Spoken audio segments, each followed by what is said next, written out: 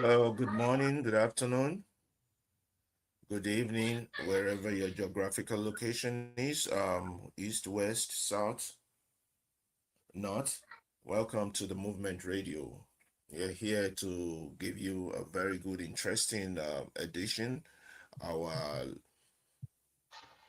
theme for today is Nigeria needs disloyal voters. We will be looking at the opinions of some notable Nigerians who have written specifically educative and mind-changing articles regarding the state, our pragmatic state in the country.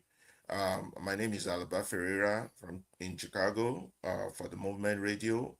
In the studio here, I have Abdullahi Salisu. He will be introducing himself, and momentarily, Ibukun Lua will be joining us from Lagos. We have Abdullahi Salisu from Abuja. He will be introducing himself in a minute. On today's show, we want to bring you the state of mind of the Nigerian and where the state of mind should be heading to.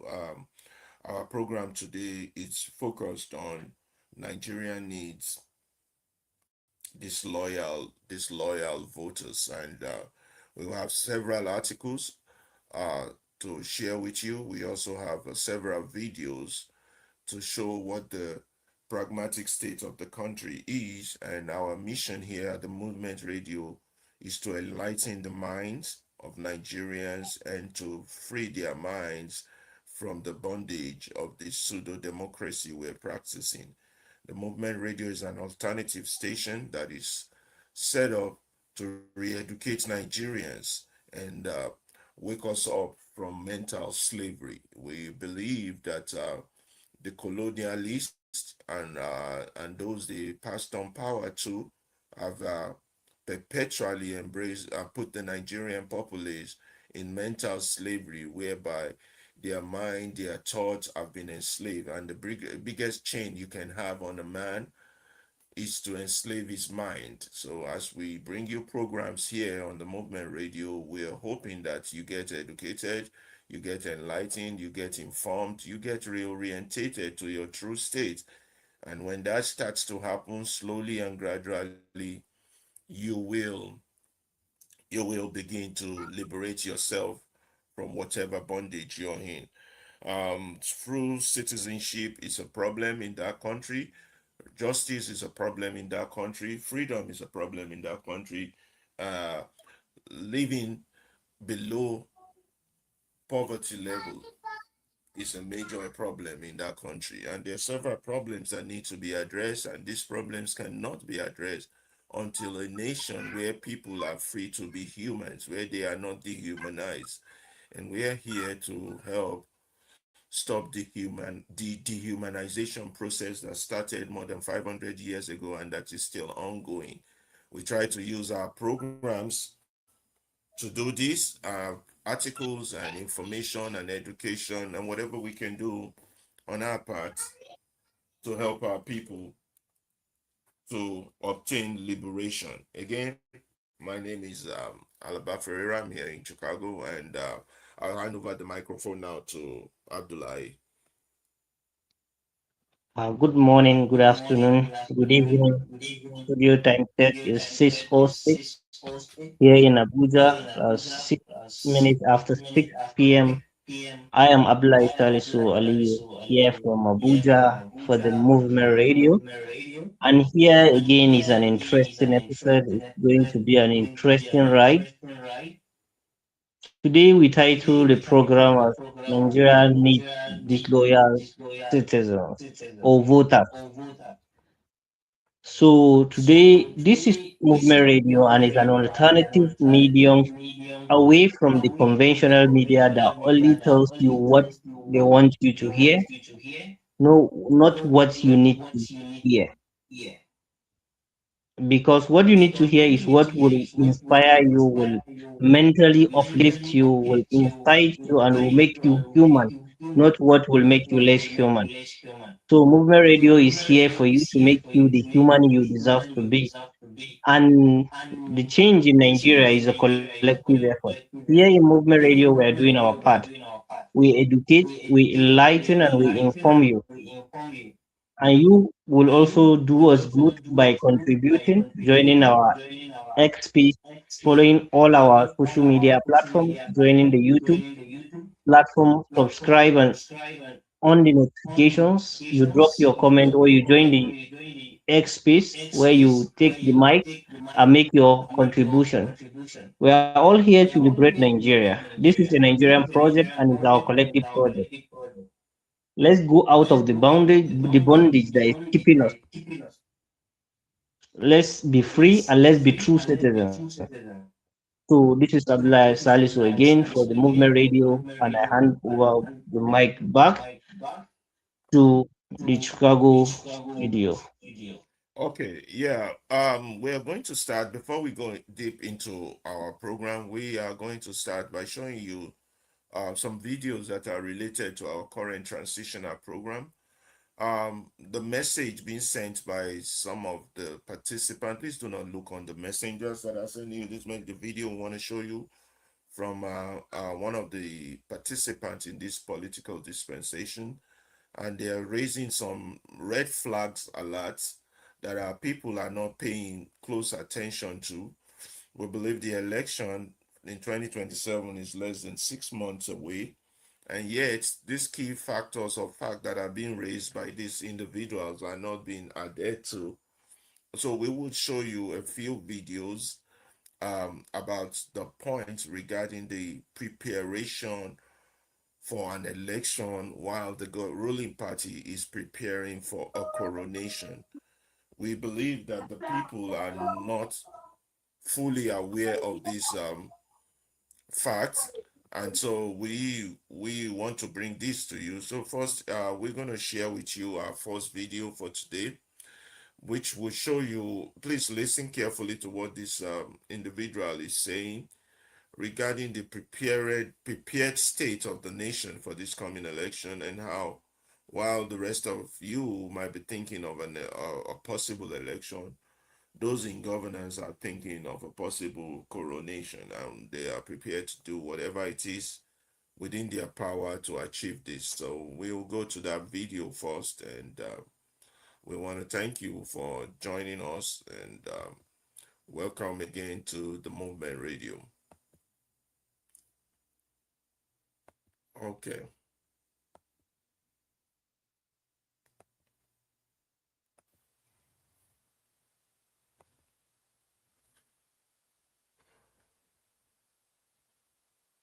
Parallel organs in every political party, parallel candidate in political party, parallel program for political parties, and he wants to score 10 million votes, even only 300,000 people are voting. You see, that's why we've been going from courtroom to courtroom, so my apologies. The thing I can say about what is happening to the transition program that we have is that we have to take a template from the transition from military rule. Whatever we did that made us to be able to get the military back to the barracks, we have to do twice that now. Don't be deceived.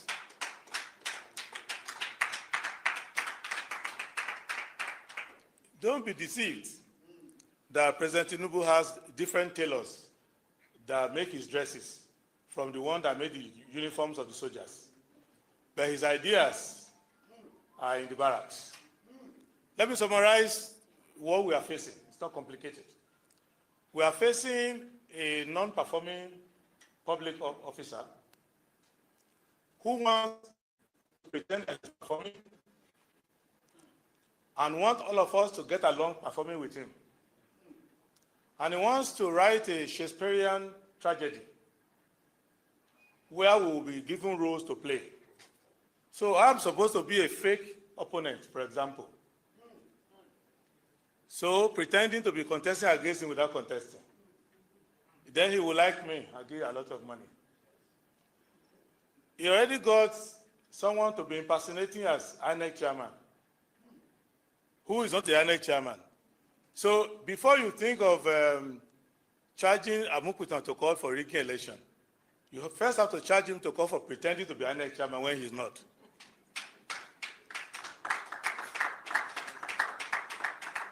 Because President Tinubu is Commander-in-Chief of the Armed Forces,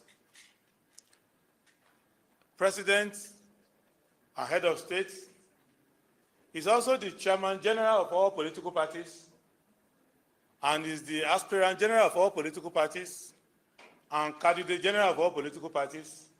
He's also the Chairman of INEC. And if you give him more room, he will want to be Chief Justice of Nigeria as well. So this consolidation of everything that the country stands for into a singularity is not just about greed, about making money, because you are the president, you are also the contractor. In fact, you are the contractor general of the federation, and you are the tax collector general of the federation.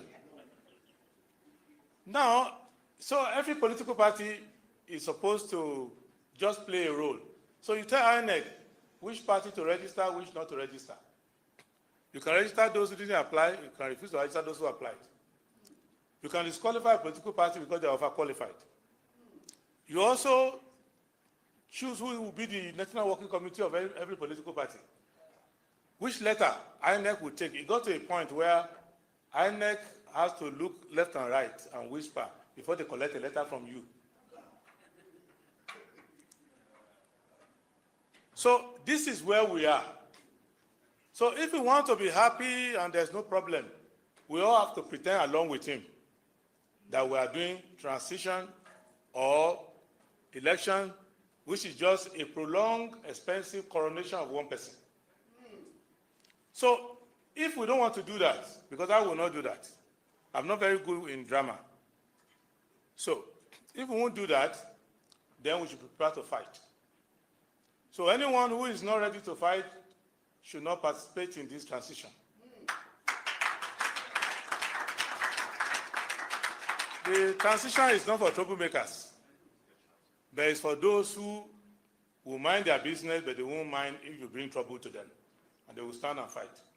Because even the barest minimum, we are no longer discussing about the economy, about welfare, about security. We are discussing even the right to participate. When I joined politics, I did not join politics for other things than just to fulfill Chapter 2 of the Constitution, because I see public officers taking oath of office all the time, saying they will abide by Chapter 2 and they violate it right from the Eagle Square. And I thought maybe I should go here and remind Nigerians that we signed this social contract, we should be able to enforce it. However, it has become now a fight even for the soul of Nigeria to start with, because we are kind of snow walking or slow walking or sleepwalking into a scenario in which we are a cross between Cameroon and Uganda with a taste of Zimbabwe. And we laugh at those people when it happens to them that there are no people there. But the one they are programming for us, they've tested it in Lagos, the most cosmopolitan and the most competitive political theater in Nigeria, if you know the history of Nigerian politics.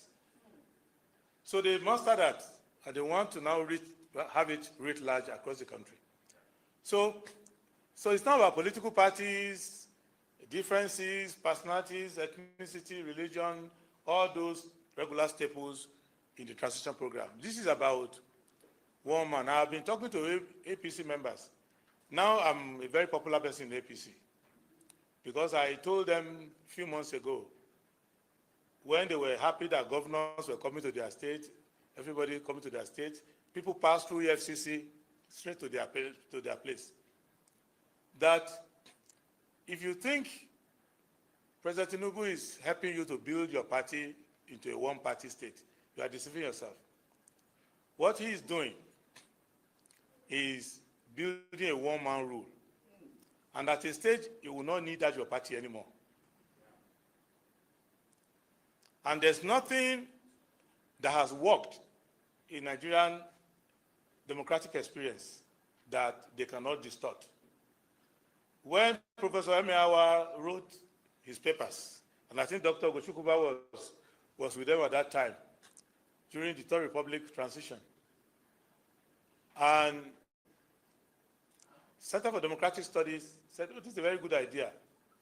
And later, Humphrey was implemented it, called Option A4. It was done because it was so basic that any person can stand behind the person they support, and then they will count. And then you can emerge as the winner of the election right in the queue there. But did anybody believe that President Tinubu can turn option A4 into option A fraud, where you can score 11 million votes, even though all the people combined together are not up to 3 million. And somebody can be counting on the queue, 1, 2, 3, 4, and jump to 99. And so many other elliptical arithmetics. So what I'm bringing out of this is that everybody who is involved in this transition program has to examine the foundation. And I will say 5 things before I yield to my colleagues. One is that political parties have an opportunity now to become proper political parties, to maintain their autonomy and fight for their own independence, and make sure that only those who are serious belong to their political party, because it's not a case of just picking up a ticket, run for an office. If you are in politics, you have to fight. Second is that we've missed an opportunity to have a proper INEC. So nothing, if you leave things the way they are, nothing good will come out of INEC. And the INEC people are pleading with us to come and rescue them. So, if you are thinking of cursing people out in INEC or fighting them, no. They are held hostage, so they want us to come and rescue them by we taking over the transition and making sure that every step is followed by the people and become a democratic vigilante. Third issue is that the media has to wake up. The fourth estate of the realm has to be the first estate now, because the first, second, and third estate are overwhelmed. So the media has to highlight all these abnormalities and let us have plurality of opinions and let us know the danger we are facing. The fourth component is that young people who are now being persuaded to become voters, that's not enough. They should become activists and make sure that we come out being close to 70% of the population, that all these abominations should not be done in our name. Fourth or fifth is that we must have ideology. And the first ideology is freedom. No matter what you believe, if you ask Dr. Isegosili and I to discuss economics, you won't go 5 minutes before we start having disagreements. So that is allowed. I'm leaning to the left and she's center. I think she's right of the center from what I've read. But every citizen knows the meaning of freedom, where your vote counts, your voice counts, and the issues that pertain to the majority are the priorities. So those are the challenges. That is the only disagreement between us and President Tinubu. Disagreement of the fact that you cannot put the whole country to sleep at the worship of one person. That if you want to win an election, you come and compete based on the same rules like every other person. And that you should let political parties be. And your power to control organs and institutions of government are powers you exercise on behalf of everybody. And you should not use them for your own personal aggrandizement. So this is the issue. And at the end of the day, I will ask MCE to monitor every organ involved in this transition. Nigerian police were used just last week to come and invade the National Secretariat of the SDP, like Gestapo. Said they had a court order to seal the place. We thought we had committed environmental violation or something. only for them to smuggle non-members, ex-members who are agents of the government into the building, and every day they keep promising us, we are coming to put you back. So this is the long and short of what is happening. And for every political party that is doing its own convention or primary, the government is using our money to do fake primaries and convention for every political party so that they can put that party in some form of controversy and jeopardy. So in conclusion, we should not worry. This is the fight of our generation. It's our destiny to defeat Tinubu. It's our destiny to put an end to this idea that Nigeria can become the personal estate of one person.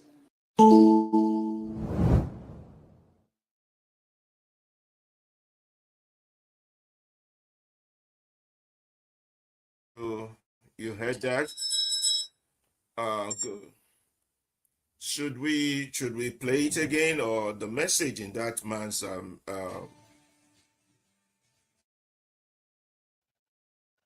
I think the message is very clear. There is no ambiguity in the words, and all he said is what the movement radio has been calling Nigerians to, because he warned us on towards so many things that are before us. Like we are not creating a one-party state, we are creating a one-man state. That's right. That is Not a right. one-party state.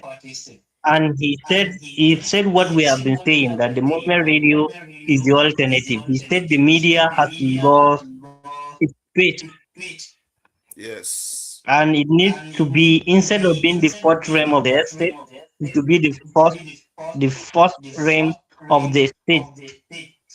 Yeah. So that's why the movement radio is at the forefront now, trying to educate, enlighten, inform, and organize Nigerians to save themselves from getting into this one-man state. He said it, and he said they experimented in Lagos, and now they are expanding. So it's a territorial takeover. It is. It is.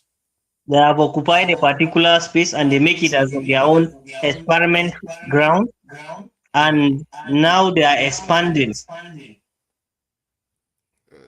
So if you're happy with what is happening in Lagos, that you at the end of the day you work and all the money will go into tax, having an individual into going into someone's pocket. So we're having our hey he pass So moment. you have to stand up and do the needful. Yeah, but do you think that with messages like that coming from people like that or other people warning Nigerians, are Nigerians listening? Are they listening?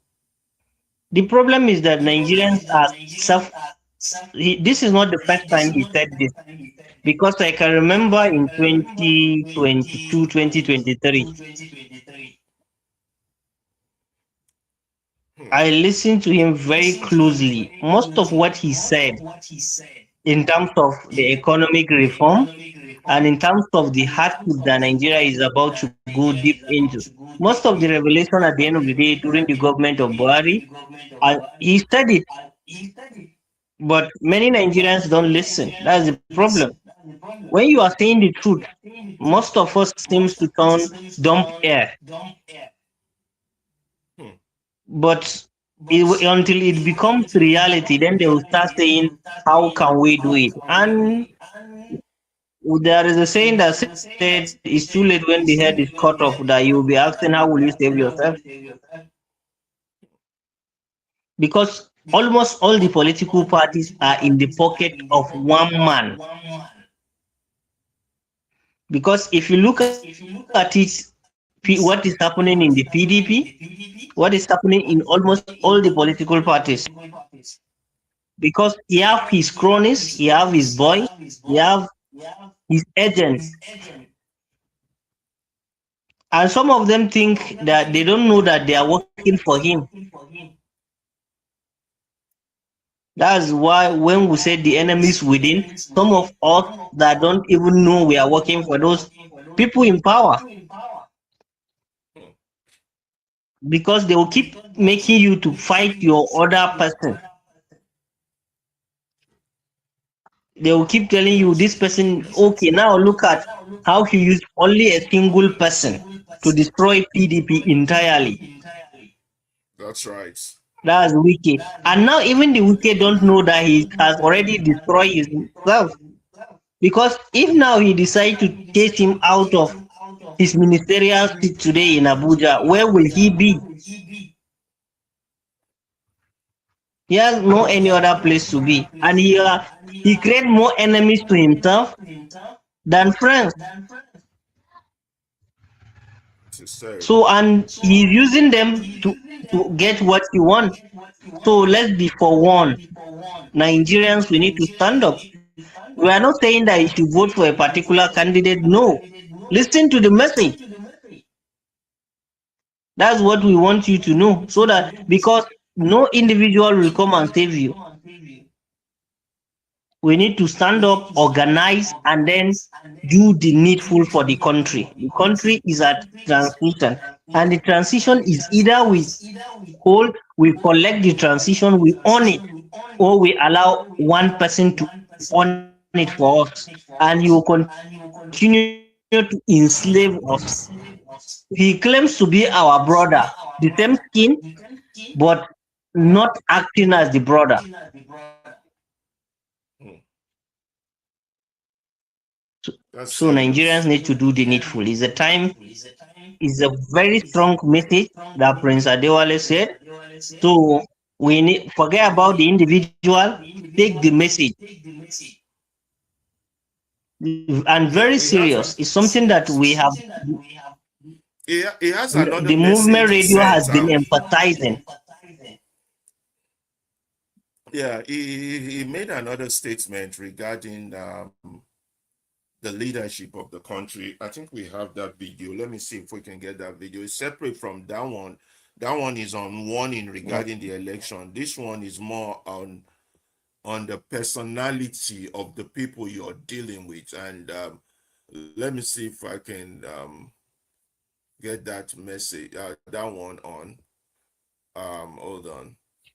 So, but the problem is everybody comes and tell Nigerians some facts, but Nigerians, they just like they don't listen or something. It's not for them, or they don't care or something like that. To all political parties, Here's another I said, one. come to the State House, House of Villa, and do iftar with me, breaking of fast. So we now set agenda for him and ask all the leaders of political parties to go there. And we made the preparation like this. Before we brought it back to the leaders of the people of the street, we went to the leader of the country. And we asked the chairman of Party Advisory Council, Tantale, to tell the president the moral crisis facing the country. And we said, Mr. President, you are our leader, you are our father. Please, remember your duty to this country. You are our head of state. This electoral act that you are shoving down the throat of the National Assembly is not good for the country. In election, only one person can win. But we want that person not to lose by winning. Because an election should not result in a politician winning and people losing. Who will you lead? And we made so many respectful or persuasive plea to the president as the father of the nation. The president will have said, yes, I've heard you, I'll pray over it. He just jumped up and said, oh, you provoked me. Why should I help the nation? Why should I help you? I'm contesting. It's on tape, what I'm saying. I'm contesting. They're provoking me. When I was in opposition, I suffered. Go and suffer your own. Why should I make laws that favor free and fair election? If you don't want to vote, don't vote. Who said we must vote? You can sleep in your house. If it's only 3 people that vote for me, I win. My God. And he concluded. I say, politics is a game, and the game is sweet when you are winning. Anyhow. He said it. Go and look for the tape. Anyhow. At that moment, he ceased to be head of state. Just like any other politician, without reflection. So that's the moment we started to go to the National Assembly to go and protest that the law should be made. And we talked to the assembly members. You know, they are calling me now that you were right. When you say we should not pass that, I told them that if you think that all of you rush to APC, become a one-party state, you are not going to become a one-party state. Tinubu is going to have a one-man rule. And one-man rule is going to mean one man ruling the nation. So this is why we are now coming back to the people. To say, don't say that your responsibility is to go on that day to go and thumbprint. If you cannot own the process, don't even bother to do it. Because there is no government doing it for you. Second reason why we are doing this is that INEC, the institution that is given the constitutional and legislative power to conduct elections, we have been battling with them, correcting them, attending meetings. This year alone, my own party, I don't know about other parties, we've written 182 letters to INEC, each one reminding them of their duty, on top of other meetings. Even the people in INEC are tired of being INEC. If you give them a sick leave now, if I have to give a sick leave, it will ask for 3 years.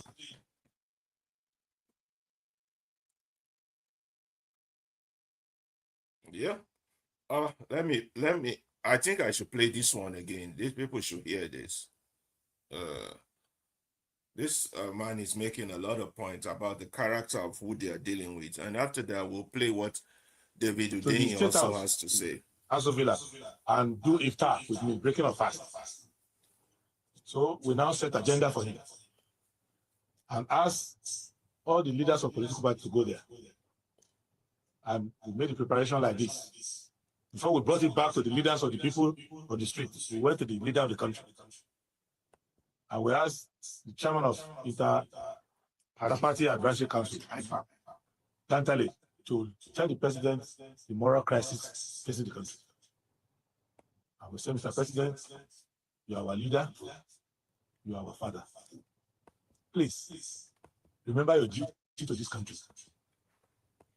You are our head of state. This electoral act that you are shoving down the throat of national assembly is not good for the country. In election, only one person can win. But we want that person not to lose by winning. Because an election should not result in a politician winning and people losing. Who will you lead? And we made so many respectful or persuasive plea to the president as the father of the nation. The president will have said, okay, I've heard you, I'll pray over it. He just jumped up and said, oh, you provoked me. Why should I help the nation? Why should I help you? I'm contesting. It's on tape, what I'm saying. I'm contesting. They're provoking me. When I was in opposition, I suffered. Go and suffer your own. Why should I make laws that favor free and fair election? If you don't want to vote, don't vote. Who said we must vote? You can sleep in your house. If it's only 3 people that vote for me, I win. My God. And he concluded. I say, politics is a game, and the game is sweet when you are winning. Wow. Anyhow. He said it, and go and look for the tape. Anyhow. At that moment, he ceased to be head of state. Just like any other politician, without reflection. So that's the moment we started to go to the National Assembly to go and protest that the law should be made. And we talked to the assembly members. You know, they are calling me now that you were right. When you say we should not pass that, I told them that if you think that all of you rush to APC, become a one-party state, you are not going to become a one-party state. Tinubu is going to have a one-man rule. And one-man rule is going to mean one man ruling the nation. So this is why we are now coming back to the people. To say, don't say that your responsibility is to go on that day to go and thumbprint. If you cannot own the process, don't even bother to do it. Because there is no government doing it for you. Second reason why we are doing this is that INEC, the institution that is given the constitutional and legislative power to conduct elections, we have been battling with them, correcting them, attending meetings. This year alone, my own party, I don't know about other parties, we've written 182 letters to INEC, each one reminding them of their duty, on top of other meetings. Even the people in INEC are tired of being INEC. If you give a movement on sick leave now, if you have to give a sick leave, you ask for 3 years. Okay, you can hear the man telling Nigerians the home truth, but the question is, are we listening? That's the big question. Are Nigerians listening? People come out to tell you the truth about what you're dealing with. We still have one more person who has something to say about the character of the person you're dealing with, or the situation we are dealing with. We got one more to play, but before we do that, let us get some inspirational message here for our people, and we hope that they are listening. And this inspirational message we have for them is just a quote from Plato, just to let them know that if the price good men pay, let's share that.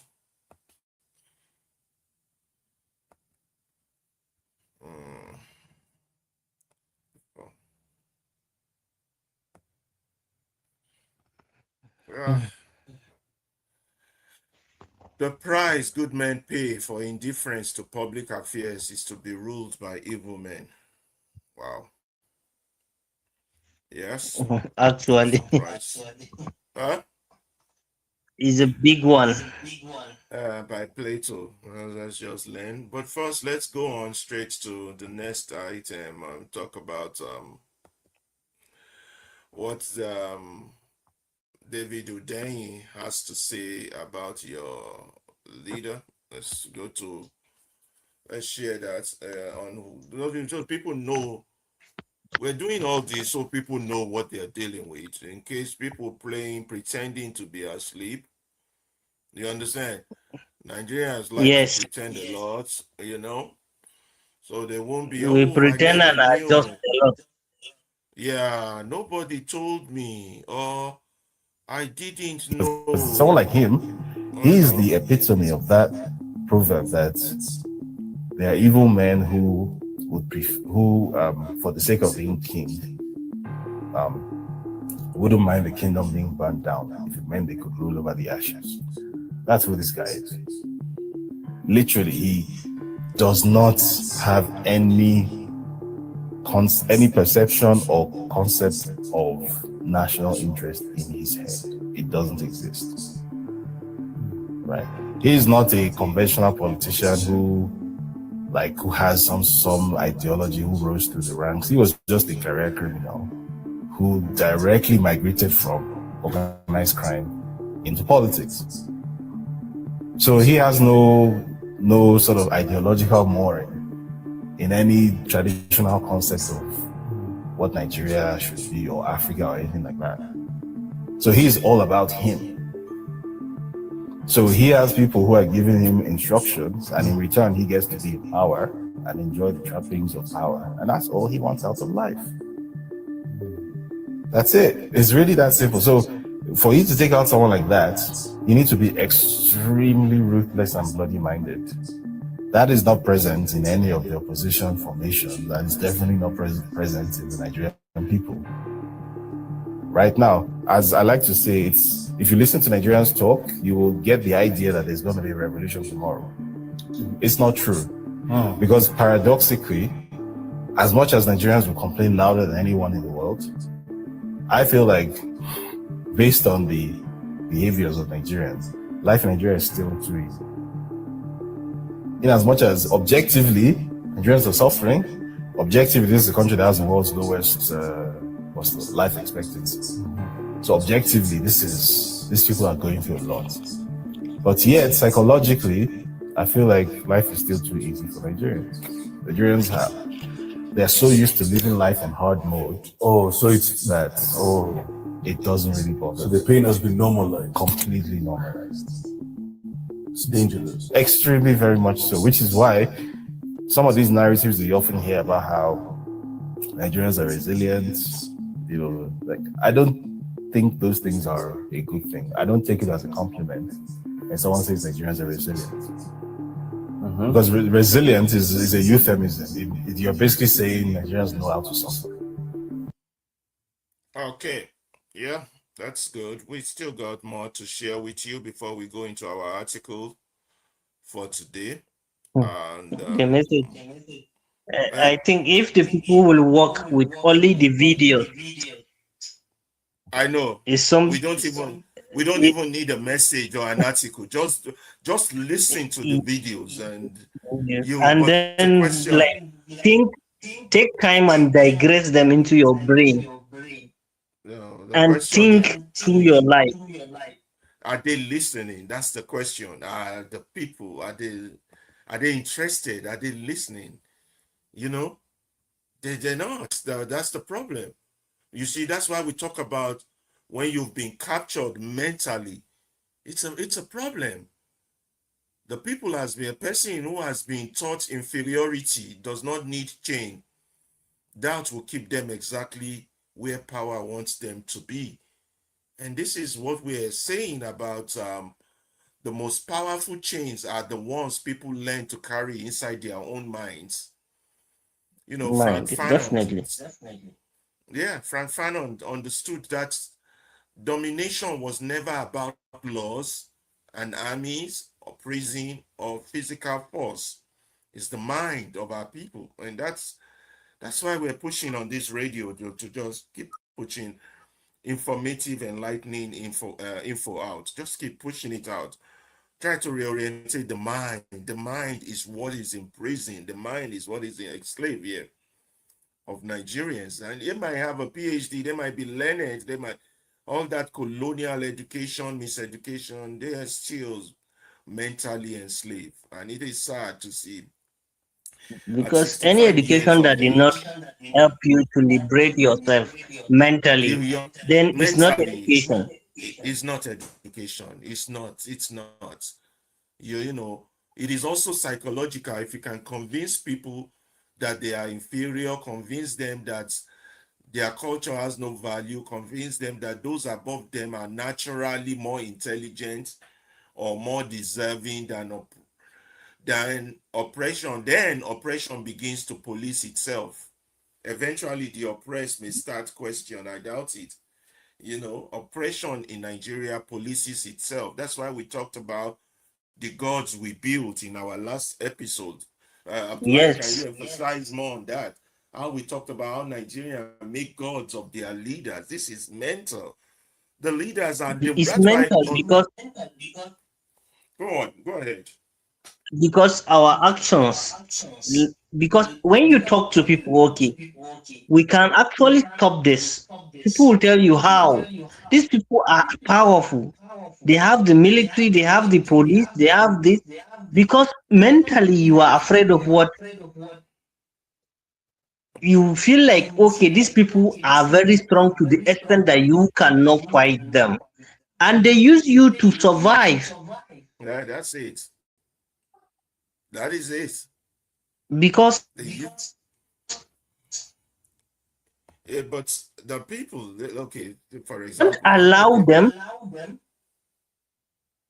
when you hit truths like that, how many people want to hear? How many people are listening now?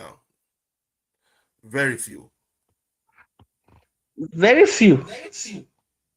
And even when you start discussions like this, people will say, no, you don't know how things work. These people are very powerful. You can't challenge them. These people are like, okay, then the people that they are very powerful, they still need to come to you to make sure that they remain in where they are. It is indeed terrible what our people have to deal with Because these it is days. that silence, okay, you are suffering inside and you keep quiet. Just like David Hudain said, that they say Nigerians are resilient. Resilience to what? To fight for their liberation or to continuous suffering? Continuous suffering. That's It the is question. terrible. Because it's in the opposite way. Most we are hardworking to continue suffering. It don't make no sense. They say we are brilliant, but we are brilliant to the extent that we cannot liberate ourselves. Yeah, that's just insane. We act like babies. We're waiting for Trump. Because We're how waiting will for you a say that, savior. okay, that someone is brilliant, someone is hardworking, someone is resilient, someone is very dedicated, is loyal, he can do this, but at the end of the day, that person is still in bondage. So all the smart people that we are called, we are smart, we are not smart, we are We're dumb. not at all. We are mentally enslaved. Let's hear Because the opinion. Go ahead. because Abdullah. many people cannot. Now, if for example you ask, okay, let's organize and then go and make one particular thing, one particular issue in Nigeria, for example, identify a community, just like the other time that you mentioned people in motion, if they can stood up and go to their local government chairman and make sure he fixed the road. Many people will tell you, no, that man, you can't go to his office. At the end of the day, they will use police to test you. I cannot even waste my time. I have to go out and get what to eat. You have been reduced to less human that, okay, feeding is the only thing you think. Then what's the difference between you and other animals? Animals, yeah. There's none. Because before we only go to thing our them two, the only thing they go out and eat. Yeah. Let's highlight two people that Nigeria has happened to. Let's hear directly from their mouth before we go to our Nigeria needs loyal voters an article and break that down. Let's share that with the people, and then we will the videos in itself. We don't even need an article. Just I'm telling you, it's enough. Because the videos just said it all. Because they really told us. Because like Prince Adeba said, okay, the president don't care about you.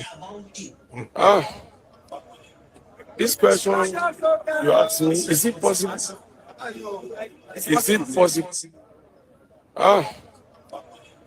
This question you ask me, is it possible? Is it possible? Are you sure? It can happen. The people that rule Nigeria, they know the kind of person that come around there. And they don't even allow you. Number one, they are afraid of the people. If Bola Ahmed Tinubu pass here now, you will see plenty security. The last time they arrest many people on that bridge because Bola want to come to Lagos State. Why? Why?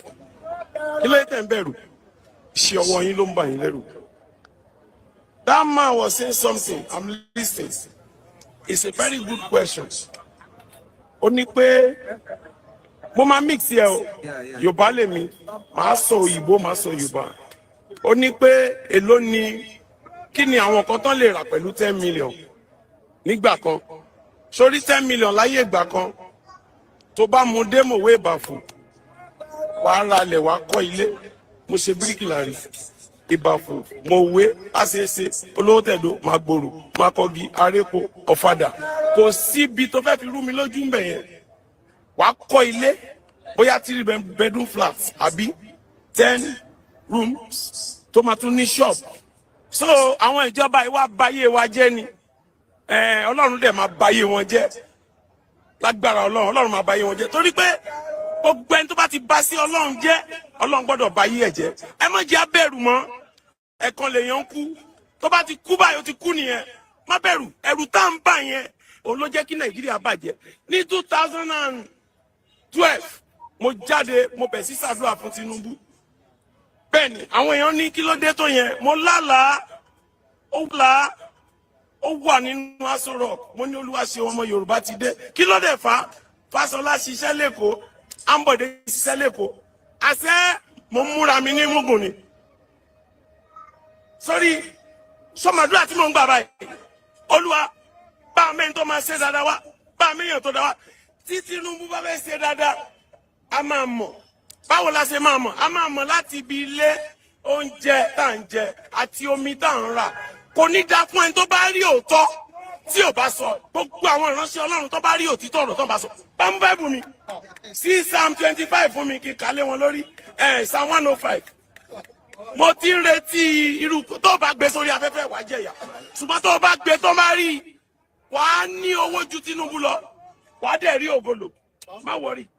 Gbẹ̀dà ni jẹ́ kí n máa fọ̀rọ̀ àṣẹ ń bẹ lẹ́nu mi. Sórí tí Tinubu bá mọ̀ pé òun ní iṣẹ́ tó fẹ́ ṣe fún wa. Ìwọ̀nba ìgbà tó kù yìí kó tètè yá mú epo wálẹ̀. Kò ní ìdìbọn fẹ́ níbọ̀dì lówó. Ẹ bá kówó Nàìjíríà lọ. Kẹ́ máa dáná. Bóyá Dubai lẹ́ ń kó lọ gbogbo wa ti gbọ́. Àbí Amẹ́ríkà. Ẹ ń kó lọ but epo tẹ́pọ̀ bá wálẹ̀. Tí mẹ̀kúnnù bá gba 60,000, 70,000, 100,000 lóṣù. Á lè ra ẹ̀bà. Kò ní ṣàìsàn débi kó máa kú. Ẹ ti pa wá tán. Ẹ ti pa wá tán. Sórí yàtọ̀ sí ọ̀rọ̀ bandit àbí Boko Haram àbí X-Man ohun tẹ́ ń ṣe fún wa yìí ó ju ìyẹn lọ. Ogun rẹ o ogun tá ń jà yìí èèyàn lè jẹun ẹ̀mẹ́ta èdè wo mo ti kọjá ń bẹ̀ yẹn sìn 1,500 ni mo ní lọ́wọ́ mo wá rí obìnrin yẹn sọ fẹ́ ká lọ wò ká fi wọ̀n wọ́n reluwé yẹn nígbà tí mo rí obìnrin yẹn àwọn ọmọ mẹ́ta wọ́n wá ń sọ èdè mi ọdẹ ẹjọ́ ẹ ṣàánú àmọ́ níwẹ̀ ẹ̀sẹ̀ ọmọ mi ó wá nọwọ́. This question you ask me, is it possible? Is it possible? Are you sure? It can happen. One more time. The people that rule Nigeria, they know the kind of person that come around there. Yes, you can allow it to continue. And they don't even allow you. Number one, they are afraid of the people. If Bola Ahmed Tinubu pass here now, you will see plenty security. The last time they arrest many people on that bridge because Bola want to come to Lagos State. Why? Why?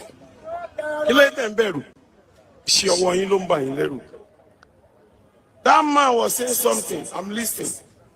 It's a very good question. Only pé mo ma mix here o. Yorùbá lè mi. Màá sọ Òyìnbó, màá sọ Yorùbá. Ó ní pé èló ni kí ni àwọn kan tán lè rà pẹ̀lú 10 million nígbà kan.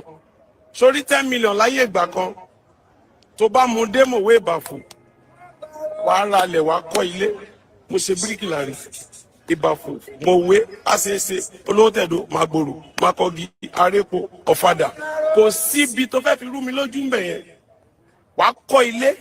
Bóyá 3 bedroom flat àbí 10 rooms tó máa tún ní shop. So àwọn ìjọba ìwà báyé wa jẹ́ ni Ọlọ́run dẹ̀ máa báyé wọn jẹ́ lágbára Ọlọ́run máa báyé wọn jẹ́ torí pé gbogbo ẹni tó bá ti bá sí Ọlọ́run jẹ́ Ọlọ́run gbọ́dọ̀ báyé ẹ̀ jẹ́ ẹ má jẹ́ abẹ́rù mọ́ ẹ̀kan lèèyàn ń kú tó bá ti kú báyìí ó ti kú nìyẹn má bẹ̀rù ẹ̀rù tá ń bà yẹn òun ló jẹ́ kí Nàìjíríà bàjẹ́ ní 2012 mo jáde mo bẹ̀ sí ṣàdúrà fún Tinubu bẹ́ẹ̀ni àwọn èèyàn ní kí ló dé tó yẹn mo lálàá ó wà nínú Aso Rock mo ní Olúwa ṣe ọmọ Yorùbá ti dé kí ló dé Fáṣọlá ṣiṣẹ́ lẹ́kọ̀ọ́ Ambode ṣiṣẹ́ lẹ́kọ̀ọ́ àṣẹ mo múra mi ní mugun ni sórí sọmọdúrà tí mo ń gbà báyìí Olúwa bá mẹ́rin tó máa ṣe dáadáa wá bá mẹ́yàn tó dáa wá tí Tinubu bá fẹ́ ṣe dáadáa a máa mọ̀ báwo la ṣe máa mọ̀ a máa mọ̀ láti ibi ilé oúnjẹ tá à ń jẹ àti omi tá à ń rà kò ní dá fún ẹni tó bá rí òótọ́ tí ò bá sọ gbogbo àwọn ìránṣẹ́ Ọlọ́run tó bá rí òtítọ́ ọ̀rọ̀ tó bá sọ bá mú Bible mi sí Psalm 25 fún mi kí ká lé wọn lórí Psalm 105 mo ti ń retí irú tó bá gbé sórí afẹ́fẹ́ wàá jẹ̀yà ṣùgbọ́n tó bá gbé tó bá rí wàá ní owó ju Tinubu lọ wàá dẹ̀ rí ògolo má wọrí gbẹ̀dà ni jẹ́ kí n máa fọ̀rọ̀ àṣẹ ń bẹ lẹ́nu mi sórí tí Tinubu bá mọ̀ pé òun ní iṣẹ́ tó fẹ́ ṣe fún wa ìwọ̀nba ìgbà tó kù yìí kó tètè yá mú epo wálẹ̀ kò ní ìdìbọn fẹ́ níbọ̀dì lówó ẹ bá kówó Nàìjíríà lọ kẹ́ máa dáná bóyá Dubai lẹ́ ń kó lọ gbogbo wa ti gbọ́ àbí Amẹ́ríkà ẹ ń kó lọ but epo tẹ́pọ̀ bá wálẹ̀ tí mẹ̀kúnnù bá gba 60,000, 70,000, 100,000 lóṣù á lè ra ẹ̀bà kò ní ṣàìsàn débi kó máa kú ẹ ti pa wá tán Sorry, yàtọ̀ sí ọ̀rọ̀ bandit, àbí Boko Haram, àbí X-Man, ohun tẹ́ ẹ̀ ń ṣe fún wa yìí, ó ju ìyẹn lọ. Ogun rẹ̀ o, ogun tá à ń jà yìí, èèyàn lè jẹun ẹ̀mẹ́ta èdè. Wo, mo ti kọjá mbẹ̀ yẹn sí 1,500 ni mo ní lọ́wọ́. Mo wá rí obìnrin yẹn, sọ fẹ́ ká lọ wò ká fi wọ̀n wọ́n. Reluwé yẹn, nígbà tí mo rí obìnrin yẹn, àwọn ọmọ mẹ́ta, wọ́n wá ń sọ èdè mi. Bọ́dé ẹjọ́ ẹ ṣàánú àmọ́ níwẹ̀ ìṣọ̀mọ́ mi, ó wá nọwọ́. Okay. So that's a man. That's a man lamenting. Yes, I think for clarity. The man is lamenting about his state of life, about he cannot have 3 square meals a day. Our people are suffering, are hungry. But we don't do news and we don't do newspapers or news flash. But we do headlines and bottom line. Just if you notice that recently, Tinubu's speech during a meeting with leadership of the Catholic bishop on July 28th, his words were very clear. Yeah. Before I was born, there was hunger in this country, and I have no control of the population development of Nigeria. That's why you have your membership in your various faiths and church. That's your president telling you that poverty has been there before he was born, and it will continue to be there with you. You might imagine that when That's you make an a decision, irresponsible leader. that's a completely irresponsible leader. That's an insane, and none of your press or journalists will take issues and take him up on that. He said, why would you run for Because your responsibility is to protect life, properties, provide shelter. And how will you protect people that are hungry? Yep. You see, it's sad. You were not already aware that poverty and hunger existed before you come in to say you want to rule the people. Since you said Nigeria has always been blessed with poverty. This man, I just hope people are listening. That's an insult to Nigerians.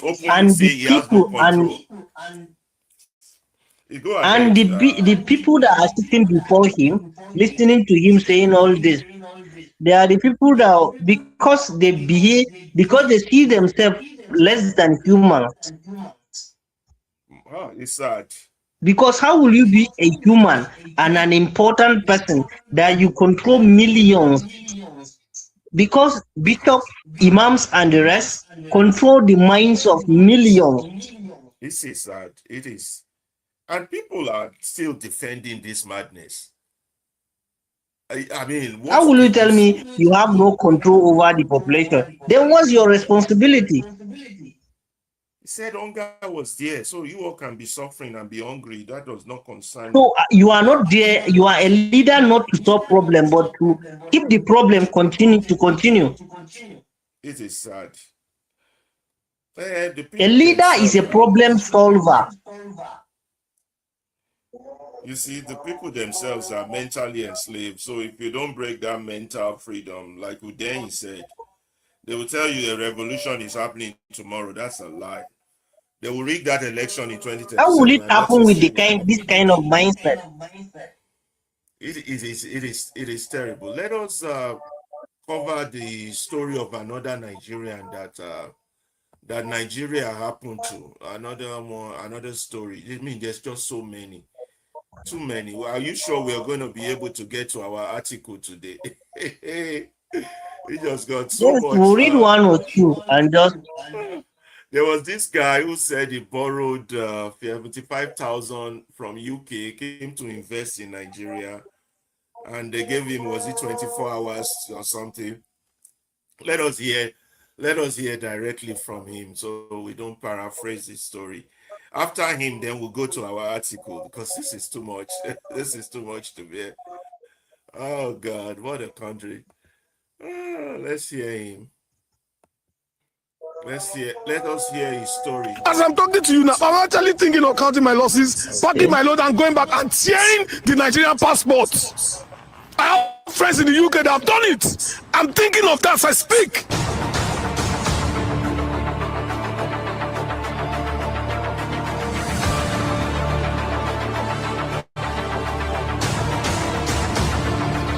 I heard rumors about a week ago that they were coming to claim this land from nowhere. Nobody gave me any notification. Nobody came to me with any form of notice. I decided by myself on Sunday to shut the place down and start evacuating my equipment by myself. On Monday, I evacuated some things. Tuesday morning, I had welders there, I had carpenters there, I had masons, I had people dismantling things. Around 12:01, around 12:01 in the afternoon, bulldozers just came. They saw people on the roof, taking out wood, welders working. They told them to come down and bulldoze the whole place to the ground. Nobody gave me notice. I took a loan from the UK, £75,000 to come and invest in Nigeria. You people say we should come back from diaspora to invest in Nigeria. I've never done one government contract. I don't know anybody in government. I'm not even interested. I came with money from the UK to invest here. So I have to deal with that loan now. 84 staff. 84! That's what I was feeding here. I built this place a year, 3 months ago exactly. That's when I built this place. It's painful. I stood there and I watched it go. Nobody cares. And you're telling me now to convince anybody to come from diaspora to invest in this country? Look at 84 people. What are they going to do? I have a choice. I will go back, count my losses, and find a way of sorting out the loan I took. But look at 84 families just from stopover.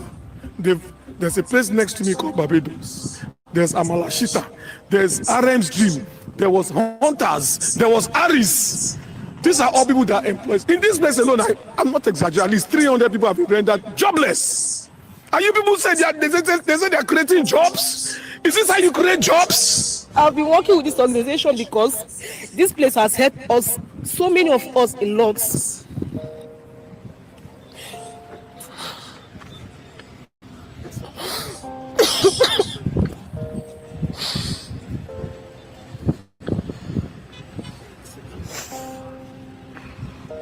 Most times, but I don't blame those people that are stealing, because this is one of the major reasons why people go outside to steal.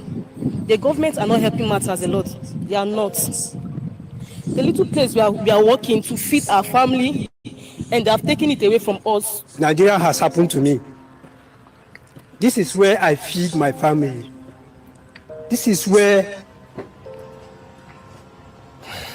I don't even have anything to say, but all I just want to say is that I am disappointed in Nigerian government. I'm so disappointed. I have 3 children. Right about now, I don't just know what to say because I don't know the way forward anymore. I've been working with Stopover Bar and Grill for 4 years now. But presently, I don't even know where to go. This is the sad reality. I don't know where to go. My staff count is over 20 staff counts in the club, and I've been here since February 14th, so it's not even up to 6 months that I opened this establishment. So basically, obviously, you know how business takes, like my profit, I've not made my profit yet back in the business. This is actually one of my first structural investments that I have here, and you know, people always say, come back to Nigeria, come back home, right? And I came back home to actually invest, and this is what's happening to me right now. My business is gone. Even while we are moving, the tractor came in and started chasing us. They started chasing us with the tractors. You understand? All our things, a lot of our things were inside there, were crushed. You know, a lot of our things were damaged inside. But come on, this is so unbearable. As I am now, I am useless. I don't know what to do, because this is where my earning comes from. Not just for me, the rest of our staff. We are rendered useless, not even just jobless. We are useless right now like this. Sitting at home, this is where you're expecting at least at every ending of the month, something is coming that you can use to take care of your family. As I am now, basically everything in my house, I support my family with this little earning that I'm earning here. And right now, they have rendered me useless. I don't know what to do from now. Well, this affected me mainly as a student, because after now, I don't know how to further my education, because this is where I get my school fees to pay for my school activities. So for government to come now and demolish this place and render most of us, me and most of my colleagues, jobless is very bad. It's really frustrating.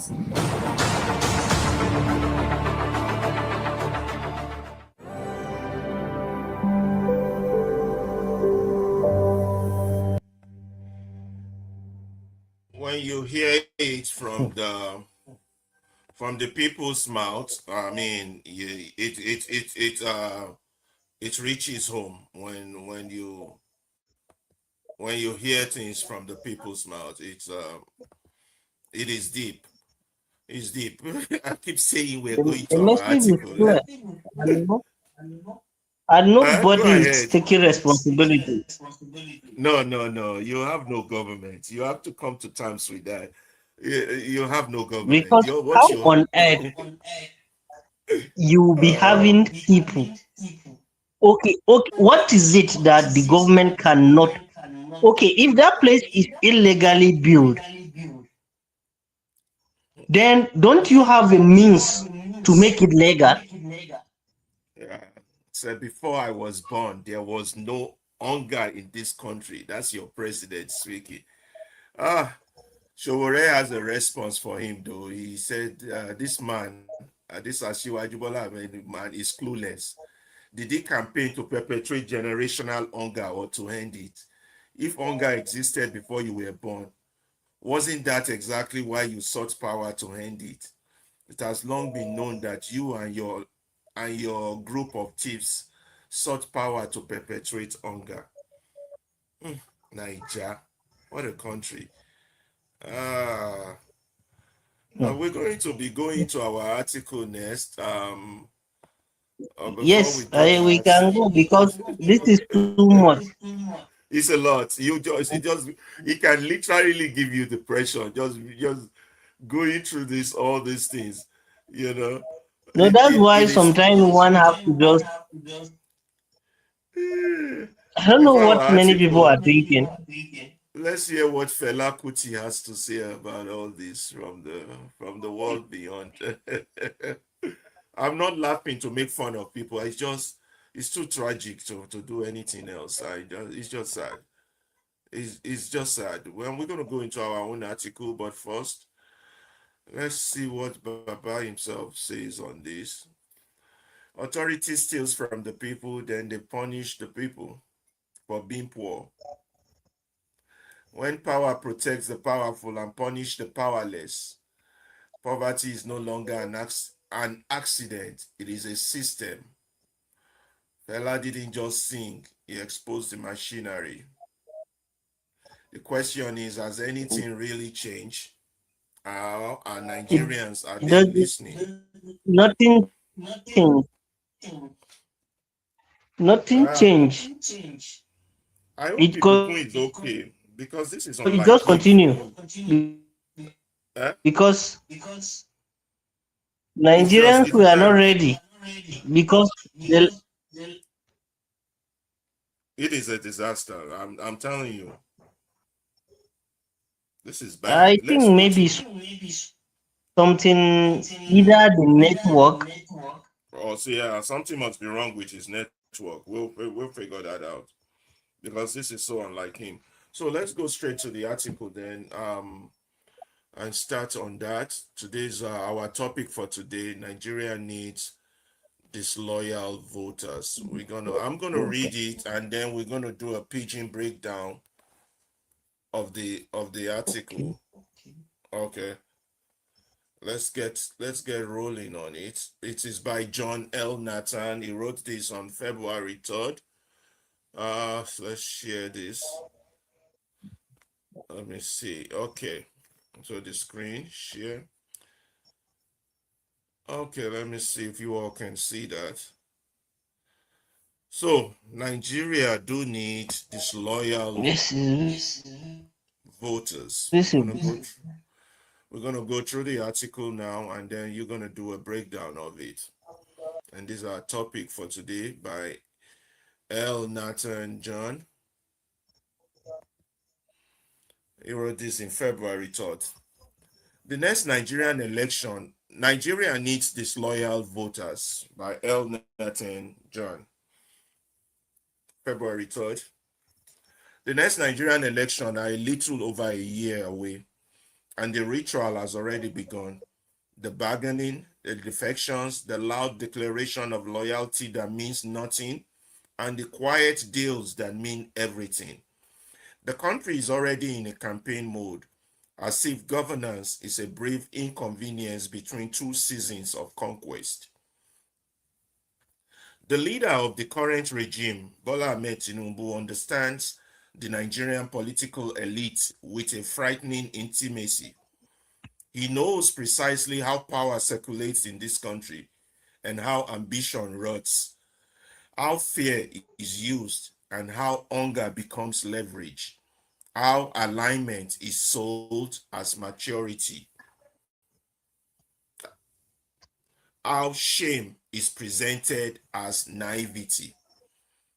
He has the unique ability of being able to corrupt and convert anyone who has even the slightest hint of greed, even the slightest potential of moral flexibility.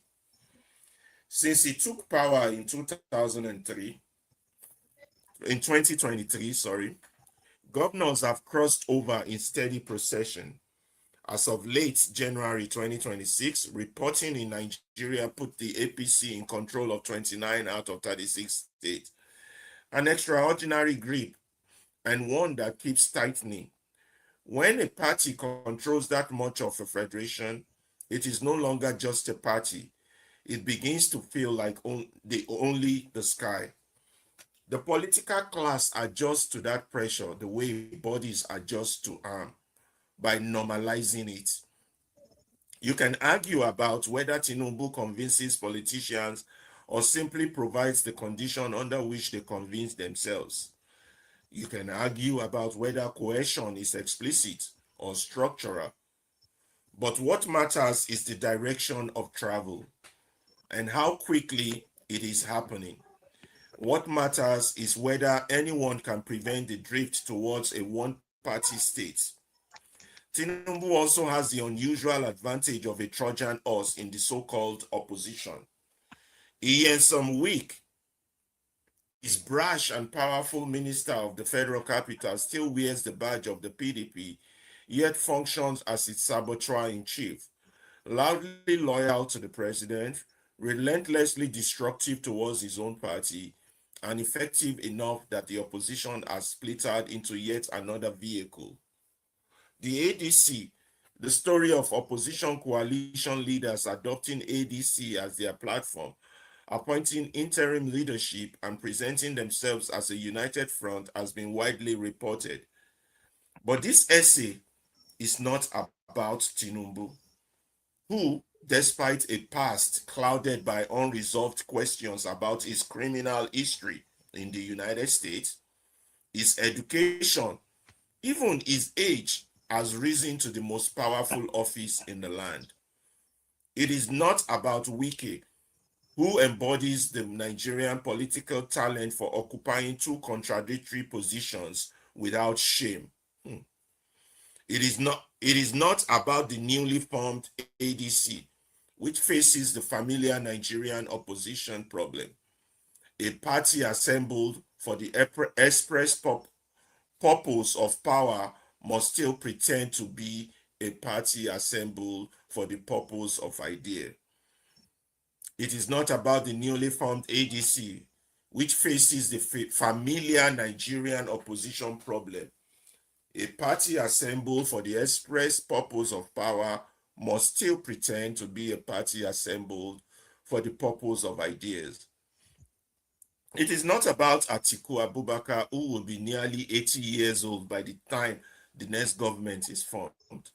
It is not about Peter Obi, who rose on the back of an extraordinary youth-driven citizen-led movement in 2023, shook the establishment, but has since concluded, perhaps correctly, that mass enthusiasm alone cannot defeat a system in which the Electoral Commission, the courts, and the legislature are thoroughly captured. It is about this man. It is not about this man who has moved from the base that made him nationally popular to seeking support an elite consensus among people he once condemned as ruining the country. It is not about that grim realism that has followed the lesson he learned following his defeat in 2023, that Nigeria defeats purity with arithmetic, money, violence, court injunction, party structure, security agencies, ballot logistic, and 1,000 small acts of sabotage. Let me read that part again. It's very important. It is not about this man, Obi, who has moved from the base that made him nationally popular to seeking support and elite consensus among people he once condemned as ruining the country. It is not about that grim realism that has followed the lesson he learned following his defeat in 2023, that Nigeria can defeat purity with arithmetic, with money, with violence, with court injunction, with party structures, with security agencies, with ballot logistic, and with 1,000 small acts of sabotage. That is Nigeria for you. This essay is about Nigerian voters. Nigerian voters have always known the truth that polite political analysis avoids. Election in this dysfunctional country are choices between the devil and the deep blue sea. I wrote years ago in the Financial Times about the way collective amnesia enables political shamelessness. Voters forget that politicians repeat. The country moves in circles and calls it history. Already, Nigeria online are sorting themselves into camps. APC loyalists hoping proximity to power will trickle down. Opposition supporters splitting into rival blocs, arguing over who must step aside for whom. Atiku supporters call themselves articulate. Obi supporters are obedient. They trade insults. They accuse each other of sabotage and insist that unity means submission to their preferred candidate. Meanwhile, the principals meet, dine, negotiate, and plan together. They are not enemies. They are colleagues managing a market. The voters provide noise. The elite provide outcomes. Yes, election in Nigeria do not determine outcomes. Elite consensus does. It is elite consensus that determines whether the Supreme Court will uphold the result of elections marred by irregularities, or simply say that there is not enough evidence to overturn an election, or whether they will restore a political mandate. And here is the deeper insult. Nigerians conduct these online civil wars as if parties in Nigeria are ideological families. There is not a single Nigerian political party today with a clear political, economic, or social ideology. Parties are not homes of belief. Parties are special purpose vehicles for acquiring and retaining power. Politicians move between them with ease because nothing of substance binds them. Most of Nigeria's political class has belonged to multiple parties since 1999. When they speak of structure, what they mean is access. When they speak of grassroots, what they mean is purchase. Even Peter Obi, who some argue might be the least openly shameless of the major figures, has moved from ABGA to PDP to Labour to ADC. In a normal country, ideological drift will require explanation. In Nigeria, it requires only opportunity. This is why no political party deserves the loyalty of Nigerian voters. Nigeria's problem did not begin with the APC. The APC did not invent the absence of electricity. The APC did not invent the collapsing grid. The national embarrassment of blackouts treated as weather. The terrorism and the banditry. The scandal of a country where huge numbers of citizens remain disconnected from power in the most literal sense, not just politically but electrically, with perhaps the most largest energy access deficit. Up to 40% of Nigerian population does not have access to the epileptic national grid, representing roughly 85 to 90 million people. The APC did not invent the hollowing out of schools, the theater of public hospitals, the normalization of kidnapping and ransom payment, the way inflation eats salaries like termites, the way terror becomes background noise. The entire criminal political class is implicated. Every 4 years, they perform infighting for the cameras, then settle back into the same two formations, those who have power and those waiting to regain it. Parties reorganize around this. People switch side and call it realignment. They join the ruling party and call it bringing dividends of democracy. The same faces become new slogans. The same appetites take new acronyms. Look at the defections and you'll see the naked logic. The justification is always alignment with the center, always development, always state interest. The language changes, the hunger remains. Even mainstream reporting about defection has treated it as a rolling phenomenon reshaping political map ahead of 2027.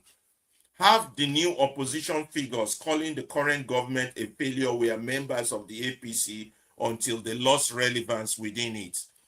Others were members of the PDP until the PDP's internal rot swallowed them, or until federal power became too tempting to resist. These people are not converting, they are relocating. And Nigerian voters keep giving them the greatest gift of all, loyalty. The Nigerian voter has perfected a biblical love, bearing all things, believing all things, hoping all things, and enduring all things. While being governed into ruin, loyalty allows politicians to live in obscene luxury while presiding over a nation sliding deeper into hunger and violence. Loyalty allows collective amnesia to wipe clean yesterday's crime and recycle yesterday's villain as today's saviors. Loyalty recruits citizens to fight, insult, and sometimes kill one another in the street while power is calmly negotiated in private rooms. Loyalty is why politicians do not fear voters. They fear only elite defection. They fear losing access. They fear being excluded from the distribution room. They fear being on the wrong side of the security agencies, the wrong side of the courts, the wrong side of money. They do not fear the people because the people arrive every election season as a fan club, not as employers. This is why Nigeria needs disloyal voters. Disloyalty does not mean apathy. Disloyalty does not mean cynicism. Disloyalty means refusing to tether your identity, your hope, your dignity, and your moral judgment to any party. It means recognizing parties for what they are, elite bargaining platform. It means voting without romance, without spiritual attachment, without the intoxicating lie that a politician is your relative. It means refusing to be recruited into elite wars. Dele Parotimi, do not die in their wars. It means refusing to inherit someone else's enemy. It means refusing to do street fighting work for men who will shake hands tomorrow. And disloyalty must go further than election. Democracy is not a 4-year yearly pilgrimage to a polling unit. Democracy is sustained challenging of power and forcing power to fear consequences. It is knowledge. It is paperwork. It is attention. It means understanding how legislative recall works when a senator or representative betrays your interest. It means paying attention to state election because state power is where daily life is managed or mismanaged. It means paying attention to local government where the closest money to your life gets shared among small kings. It means following budget and asking questions, demanding receipts, creating consequences. The Nigerian elite is largely united. Their quarrels are temporary. Their insults are campaign tools. Their peace is private. They call each other brother and sister and mean it. Their children party together in mansions in Nigeria and abroad. Only voters remain divided by fake loyalties. The most patriotic thing a Nigerian can do today is to be disloyal to parties, to personalities, to slogans, and loyal only to outcomes. What are these outcomes? The outcomes should be dignity, safety, infrastructure, electricity, justice. Nigeria does not need more obedient supporters. Nigeria needs disloyal voters by ELNATHAN John, February 3. Very nice article. What do you think, Abdullahi?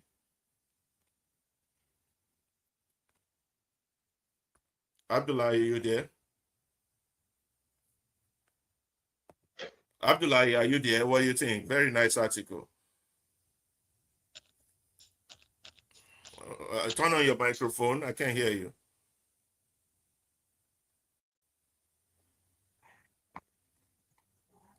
I can't hear you. Yes, it's a very nice article. Yeah, your view. The article is very powerful and it points out directly to the issues. Yeah. Yeah, the key concept, the author argues that Because Nigerian loyalty is what has been killing us. It's what has been killing us, yes. The Because author argues that we either loyal to individuals, we are loyal to our faith, or we are loyal to our tribal inclination. That's true. Because all those loyalties are what, okay, this is our person, it's from our tribe, it's from our religion. This person is my brother's friend, or this is someone that I've been working for a long period of time. Or that savior mentality that the person that will save me is from my faith, the person that will save me should be from my tribe. Oh, this is someone that has done it before. He's a savior. It's not, there is no savior. Yes, yes, and I like the way the author argues That savior that mentality have to die. And this loyalty to individuals, because now yeah, it says that the voters are trapped in a circle of misplaced loyalty you to see all parties. these religious leaders, Yeah, go ahead. The core argument is that true democracy requires voters to embrace disloyalty to these parties and instead focus on demanding they tangible will come outcomes and for be their telling life. you that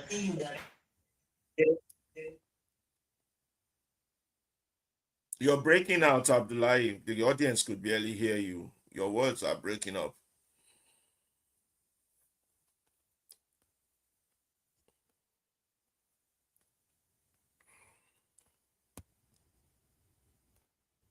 You're breaking out, Abdullahi. You know, they didn't hear half of what you said because you were breaking up.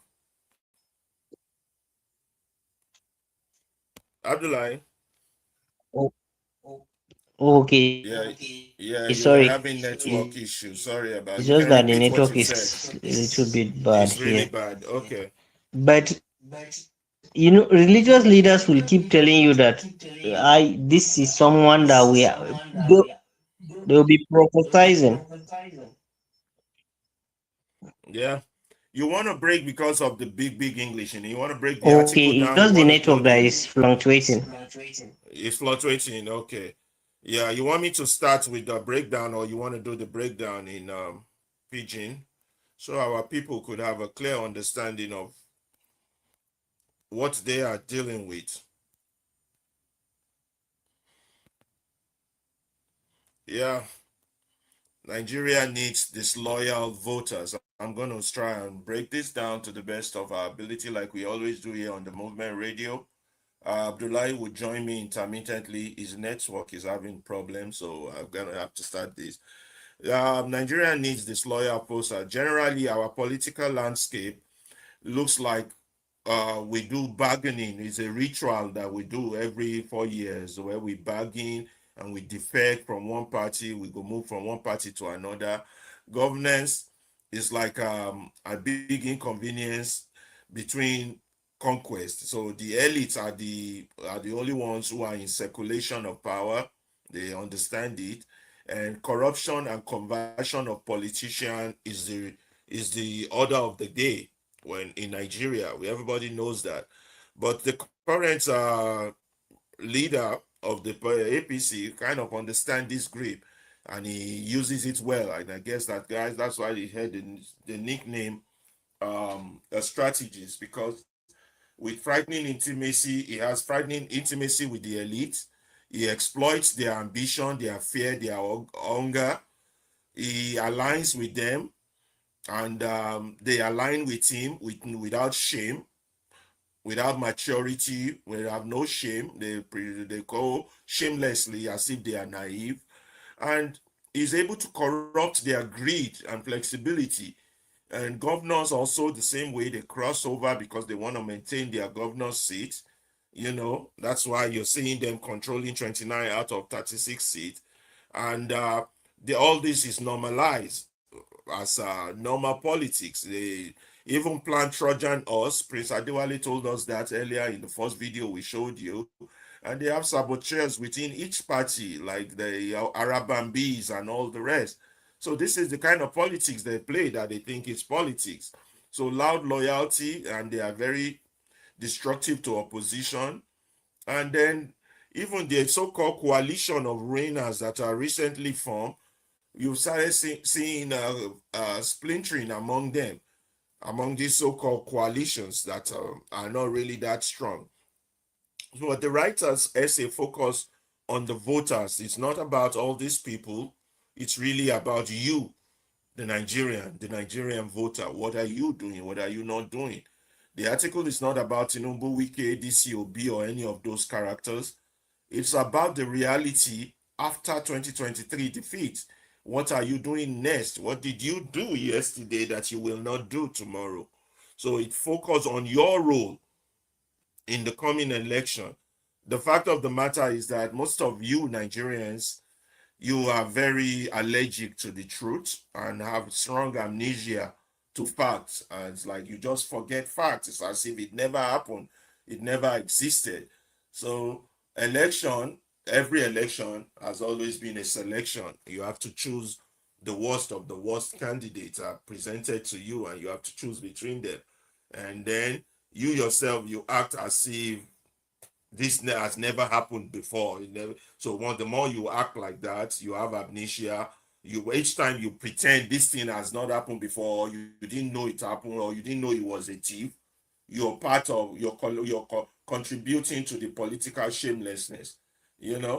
Politicians just repeat their same action. They go around, it's the same. What happened yesterday is what's going to happen tomorrow. And you all just go around in that insanity. Voters sort themselves into camp, loyalists, APC loyalists, opposition bloc, and you think you go play the game. But what really happened is that it is the elite consensus. There's only two class of people in Nigeria, two tribes, the ruiners and the ruin. And the ruiners are the elite consensus, and you, the ruin, are those that make a lot of noise. You make a lot of voters noise, like you're doing on Twitter right now as we speak. You make a lot of noise. You provide the noise for the elite. The elite already know the outcome before you even start your noise, and you make more noise for them on their behalf. Their consensus will determine what who rules you next, what the result of your next election would be. They're even up to their court, up to the Supreme Court, all controlled by the elite. And then whenever they restore any mandate, it's whatever the elites decide they want that is going to happen. You have no say basically in these sort of things called democracy, other than to be a noise maker on X, on Twitter or YouTube, giving your rant and making no sense, while those who control your life continue to ruin it. Those who control your life continue to ruin it, and you continue to be their cheerleaders by clapping along for them. Now, political parties have no ideologies in Nigeria. That's a fact. They are nothing but special purpose vehicles. They are vehicles used to extort and exploit the Nigerian resources to individuals and to the foreign counterpart. That's what these political parties are. The same way the British set up the colonial era to exploit Nigerian resources out. The same way these political parties are set up to extort. So it's a system of exploitation and extortion. So all your resources, natural resources, human resources, material resources, all of them are being extorted. Your common wealth, your common hegemony are being taken away from you by the Nigerian political parties, which is their objective. They don't see politics as a medium to come help develop or improve the quality of your life. Politics is not seen like that. Politics is seen as the white man has killed a big elephant, according to Professor Ali Mazrou, and we all should bring our knives to the elephant to cut our own share of the meat. They're there to share the so-called national cake that was never baked. So that's what all these political parties stands for. Parties are special purpose vehicles. They're not ideological in any form or way. And there you are. So no Nigerian party has clear ideology. That's a fact. Parties are for acquiring and retaining power. What's the purpose of power? Purpose of power is to steal money. That's the objective. That's what they stand for. That's what they live for. You understand? That's what they are there for. And you, in your noise, you help them. You contribute. Yeah. So you contribute to this madness, and that is what's going on. And then the politicians, that's why it's easy for them to move between parties, because you're there, always helping them,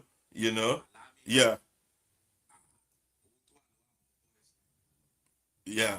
So the structure means access to, every time they're telling the party has structure. The structure means access to grassroots purchase. That's what structure means. That means they can buy you. They can buy vote. Your poverty has been so weaponized to the point that they know they can buy you. They can buy your vote. They can buy the numbers. They can buy you to change the figures. So that's what they mean by structure. Basically that's what structure means. When Nigerians are, the party has structure, your party doesn't have structure. That means your party has money to buy, and that is not democracy. Those who gave you democracy, you don't see them practice democracy like that. You don't see them buying the grassroots or buying people or paying. That's corruption. That's aberration, but not in Nigeria. So Nigerian persistent problem. Their problem is still there, as Fela would say. The problem never goes away. It's always been there. We're up to in the 60s, 70s and 80s when Fela would sing that, waiting I won't talk about. I don't think about poverty. I don't talk about no water, no road, all the problems been there. It was not invented by APC, and that's why I tell people don't like to hear that. Tinubu is not your problem. You remove Tinubu today, your problems will still be there. Tinubu is a symptom of the problem, which is your amnesia, your reaction, your action, your inaction. That's the problem. Not Tinubu. Tinubu is just a symptom. APC is just a symptom of the problem. This started way back from the days of Babangida, even way back in the 60s. From the days of Babangida and all them, Abacha and all the rest. This has been the Nigerian problem. Only these people are just using it more better. You've always had absence of electricity, no road, no hospitals. And although this terrorism part has just grown bigger in this era, it's always been there in its little form.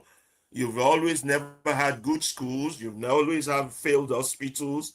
You've always, but what is tragic now is the fact that you are now normalizing it. You normalize everything. You normalize kidnapping. You normalize inflation.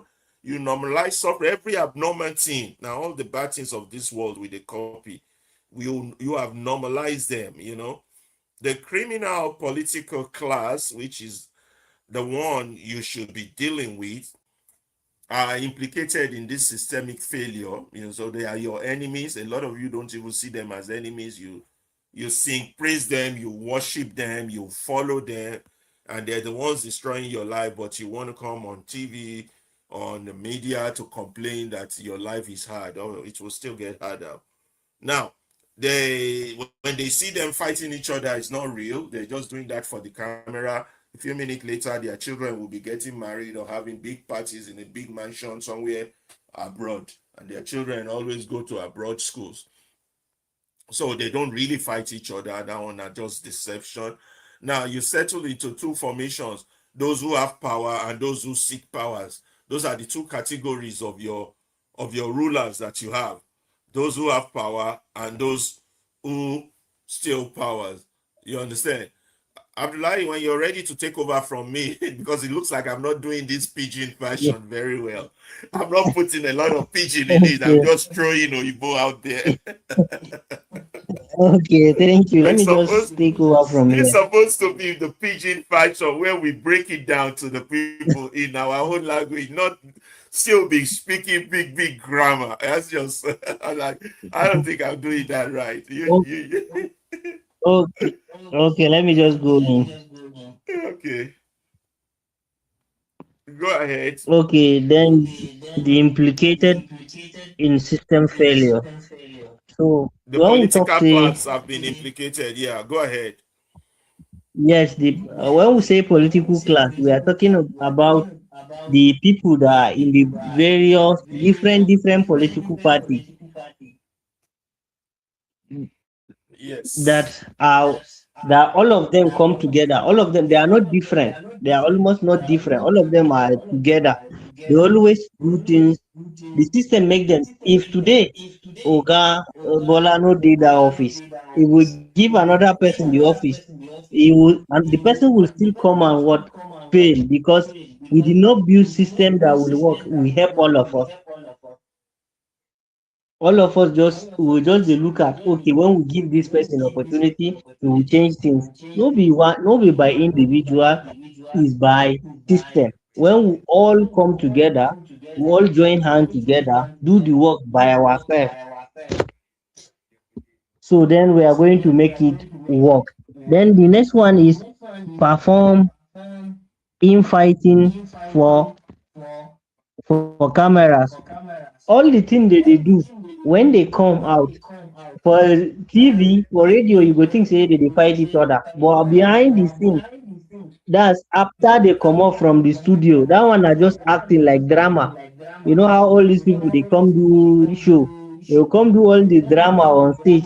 After when they don't leave the stage, then they will go back and continue. Ah, my brother, how far now? They will continue all these things what they do, but all these thing where they do for camera no be real. They are just doing it for you to think that they are fighting. They are not fighting. Then settle into two formation: power holders and power seekers. All of them, they are two. They are just two people. They are just two group. Like just we have two gangs. One, there are people that hold power, that get the power for their hand, and the other group are the ones that they are looking for that power.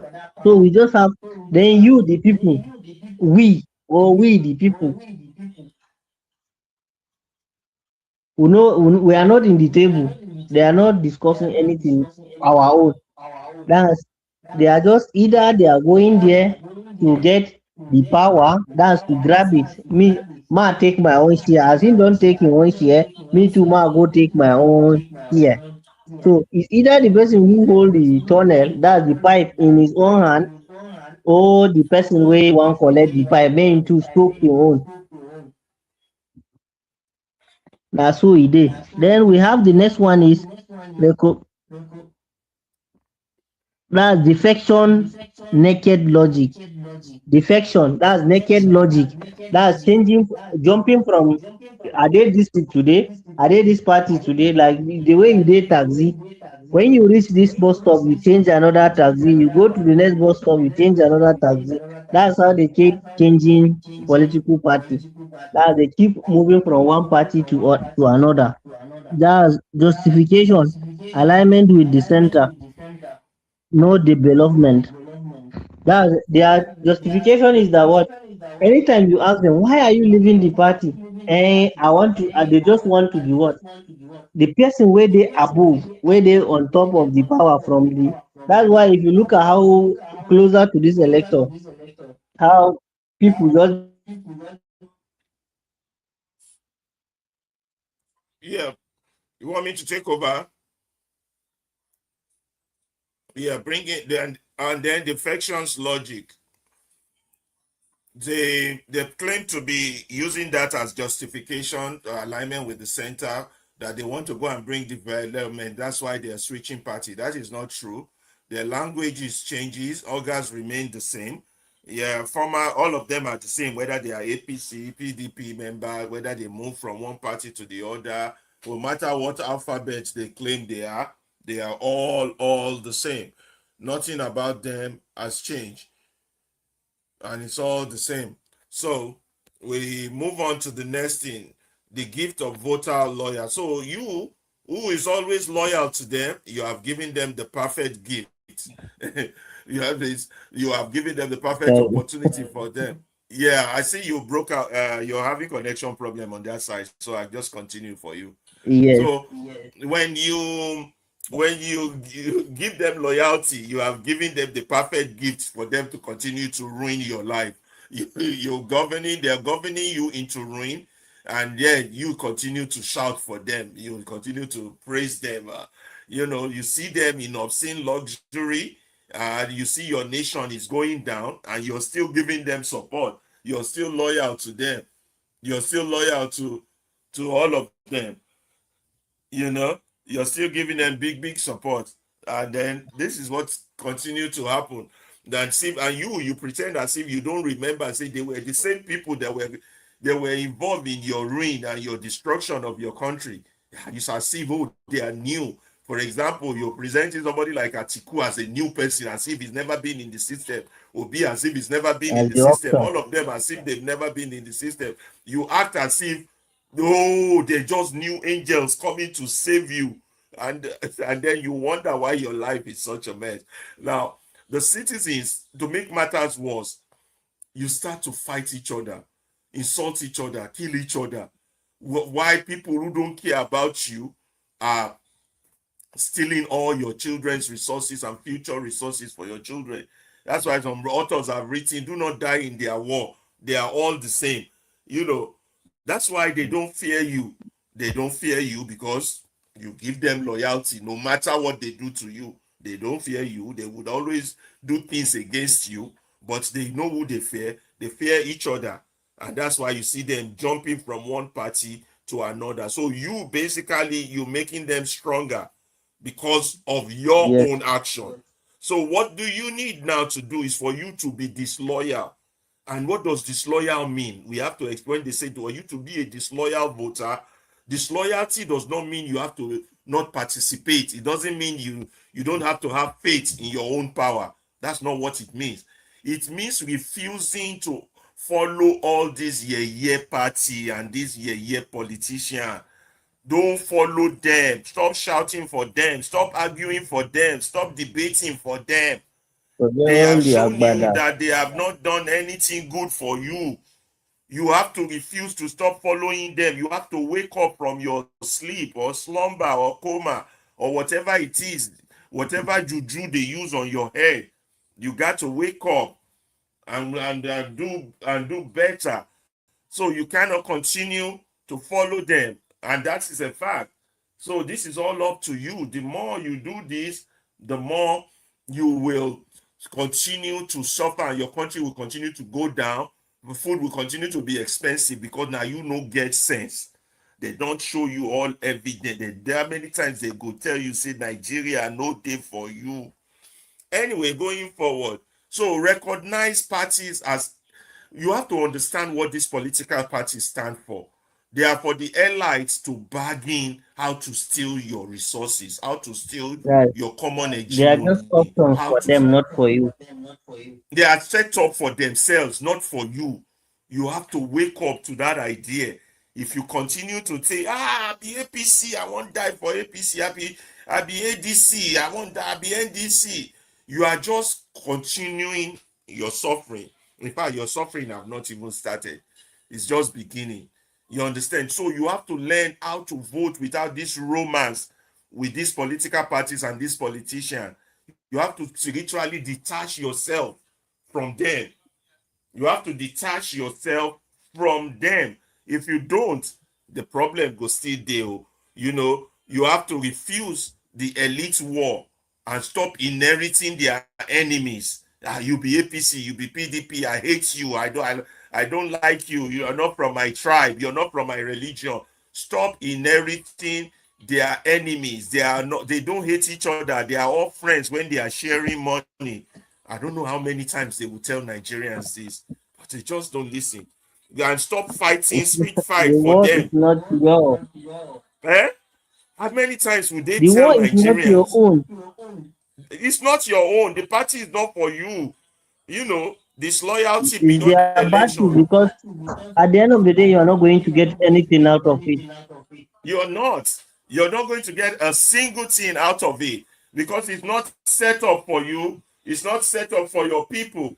You understand? You have to be the one to wake up. Stop being the mumu, It's just like you are taking the paracetamol for another person headache. another person headache. I don't know. A lot of people have told them these things, but they're not listening. So we go to the next section, which is disloyalty beyond election. Democracy is sustained by challenging power, by demonstration, by protest, by questioning, by asking questions. It is not sustained by just going every 4 years to say you won't go vote for person we no get Voting your is not interest for only the heart. principles of the democracy. Yeah, so they don't tell you this. They are special purpose vehicle. You know what is special purpose vehicle mean? Something where they carry come to come loot you. Where I'm robber carry come, can't take everything. Nigerians got to wake up. God, how do you wake up the mind of the dead? Because that's the big question. That's a very big question. Now you have to follow it up with knowledge, with paperwork, with attentions are key. You know, I don't know how to operate all these things. Let me turn it down. It's disturbing me. So you have to know um how to follow them Understand up. legislative routine. Understand what you're doing. Question. Ask for papers. Ask for receipt. Don't just be the dummy or the fool that just keep following. This article is for you, not for them.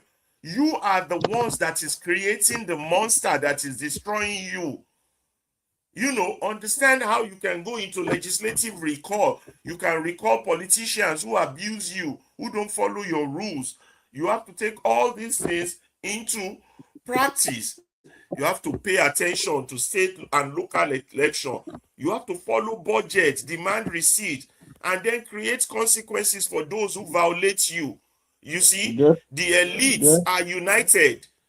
You, the voters, you are divided. yes, because we have The to always elites, ask questions. yeah, they are united on their purpose, on their mission, on what they are trying to do. But you, who come on Twitter, on X, on Instagram, on need to argue, to debate, I'm a supporter of, I'm an obedient, I'm an articulate, you are the fool being used in their game. The elite quarrels are temporary. They don't even quarrel. They just, all the insult is just for camera show.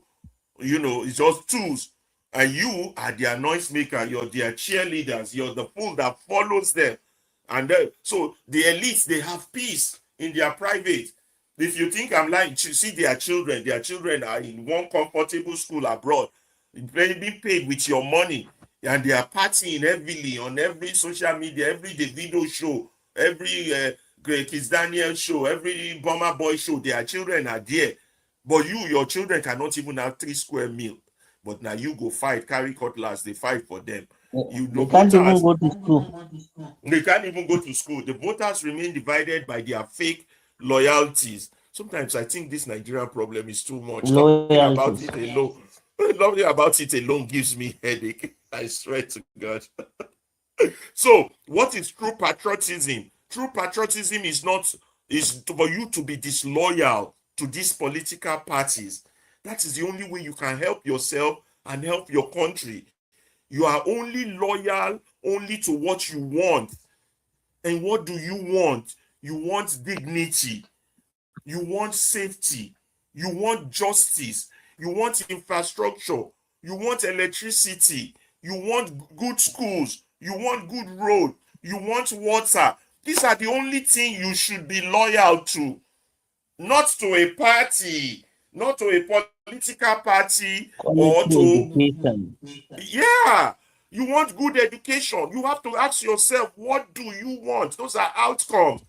And if what you want, you should be loyal to things that will help you and help your children, not individuals. The system that functions. That function. Stop being loyal to political party. Be loyal to what will make your life better.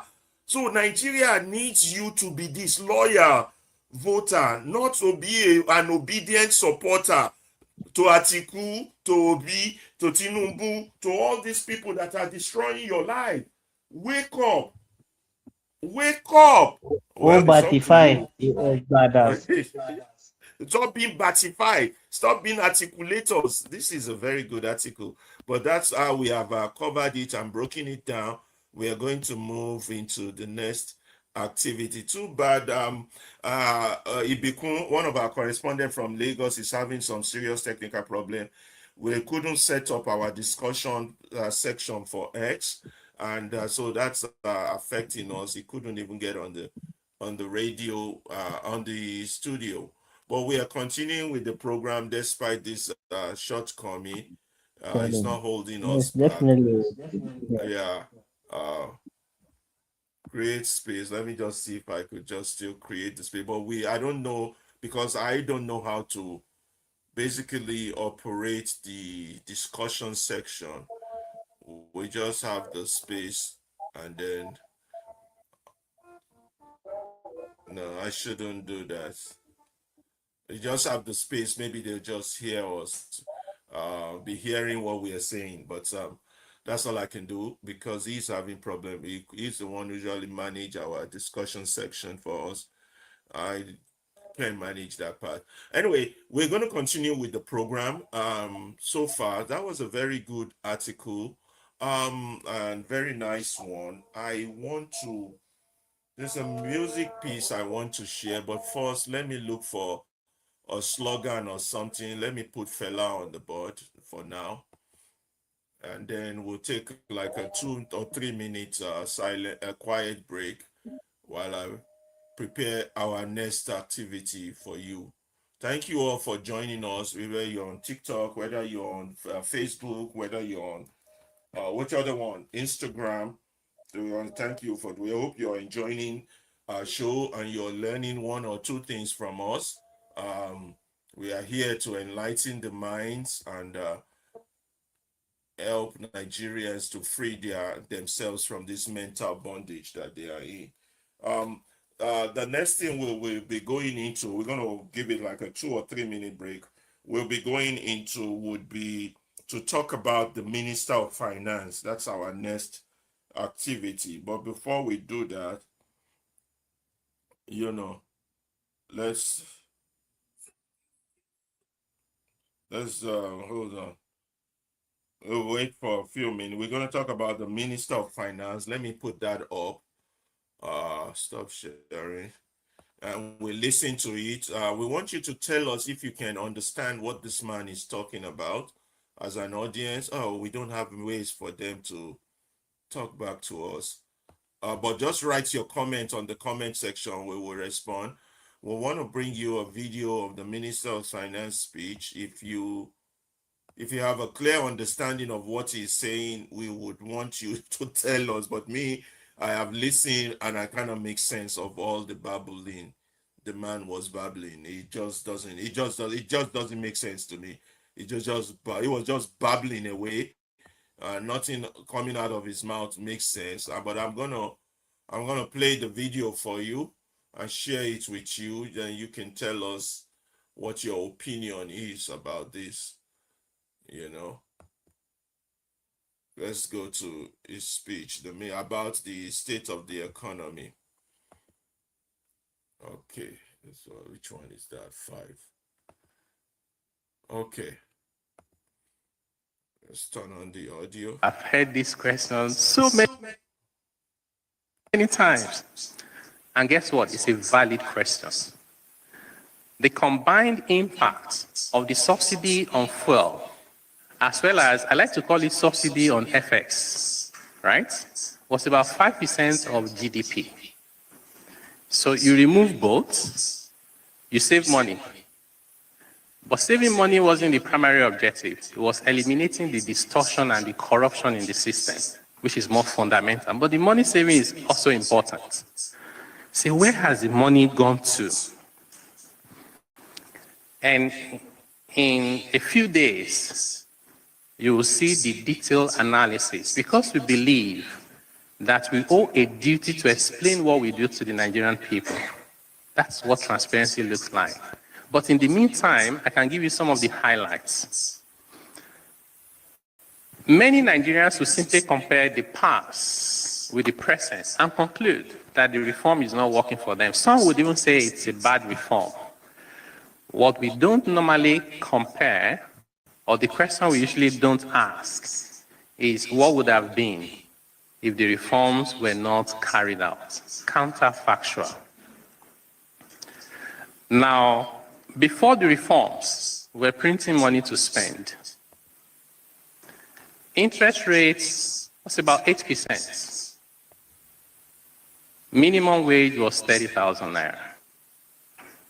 If you just think about those three, those are big numbers. If you stop printing, the spending doesn't disappear. You need to finance the money you were printing before. That was part of where the savings went. Because the reforms induced higher prices, interest rates went up. So instead of paying 8% on our debt, we're paying as high as 24%. When you need to service debt, you don't debate it whether you need to pay. You can't negotiate it. You pay, and you pay on time. Minimum wage went up from 30,000 naira to 70,000 naira. That's almost double the wage bill of the government.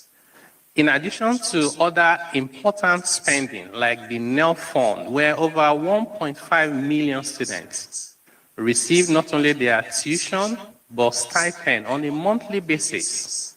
And if you think that's not important enough, what it actually means is that about over 1 million households, the parents no longer have to save, borrow, and be stressed just to pay the tuition. Now they can deploy that resources into their small businesses and to take care of other important basic needs. So this is significant.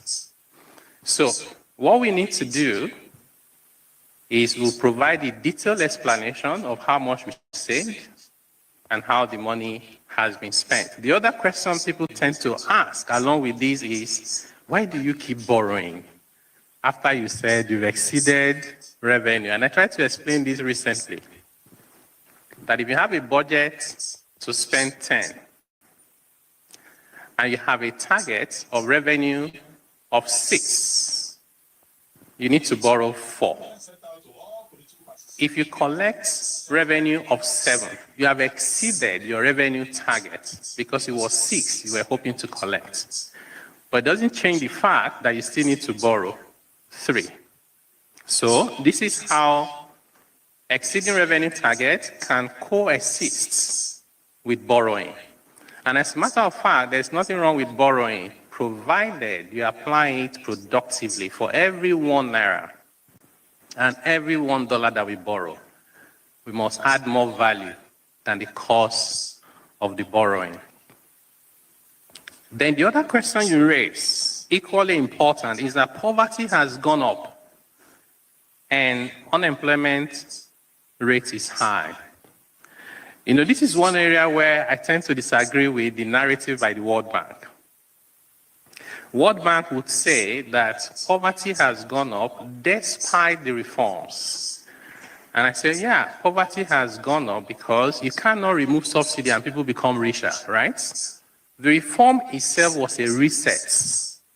We were living in fiscal illusions. So we needed to stop deceiving ourselves so the country can move forward. And that reset meant that income levels in real terms will fall. And that would increase poverty. But the good news is that the numbers for 2025 in dollar terms, real per capita income growth was nearly 10%. That makes Nigeria one of the fastest countries in lifting people out of poverty. We intend to sustain that. There was a question about the subsidy savings. Where has it gone to? I've heard this question so many times. And guess what? It's a valid question. The combined impact of the subsidy on fuel, as well as, I like to call it subsidy on FX, right, was about 5% of GDP. So you remove both, you save money. But saving money wasn't the primary objective. It was eliminating the distortion and the corruption in the system, which is more fundamental. But the money saving is also important. So where has the money gone to? And in a few days, you will see the detailed analysis, because we believe that we owe a duty to explain what we do to the Nigerian people. That's what transparency looks like. But in the meantime, I can give you some of the highlights. Many Nigerians will simply compare the past with the present and conclude that the reform is not working for them. Some would even say it's a bad reform. What we don't normally compare, or the question we usually don't ask, is what would have been if the reforms were not carried out? Counterfactual. Personally, listening to that man, I cannot make any sense. Yeah, I can't make any sense of what the man is saying. I listened several times. It was just babbling rubbish. Maybe that's just me. There was not one single economic sense, logical sense, or reasonable point that minister is saying to me. But I wish we had a forum where people could call in. Maybe there's anybody out there who understands what this man is saying, because he's supposed to be an expert. Abdullah, I'll give it to you before we give a response to what we just heard. Go ahead. Yes, I think what he was just doing, he was just blabbing, because he's not making anything sense. Because we are going into we are 3 years down the line. Subsidy is not there, and you are telling us that the people who say is a bad reform. Yes, they have every reason to say it's a bad reform, because there is nothing tangible. Subsidy is not there. We didn't know what they are gaining from making people pay so much for fuel. Then we just to find out that they are still paying subsidy. It just doesn't make sense. Subsidy. Anyway, we're gonna finish your and then sentence. you lie to people. You lie to people that okay, there are buses provided. Where are the buses? After the display in various states, the buses disappear. Where are they? Who is responsible? And you said under the barrister Ahmed Ismail, that is the one that is responsible for CNG this thing, CNG cars conversion. That's the cars from Nigeria. Most of them will be converted. We're trying to give And hope every time he will to just start come to Akara. channels television and discuss stories with Shehu or discuss with anybody in TVC and the rest. That's all. That's not just this country is really it's worse Then than a what are you shithole. telling us? And you are It's telling us really even the World Bank, the financial institution that you always run to go and borrow, you disagree with them that their unemployment has gone far and the poverty has increased. Nigerians are the ones to tell you this because people can't afford 2 square meal, not 3 anymore. we 3 will is have like that. impossible. This is it's unbelievable. The country is worse than a shithole. That's your minister of finance And babbling just you are rubbish. there and you are telling us in recent days we will have a breakdown. So you, as a finance minister, you don't know what you are doing. Who will do the breakdown? It is terrible.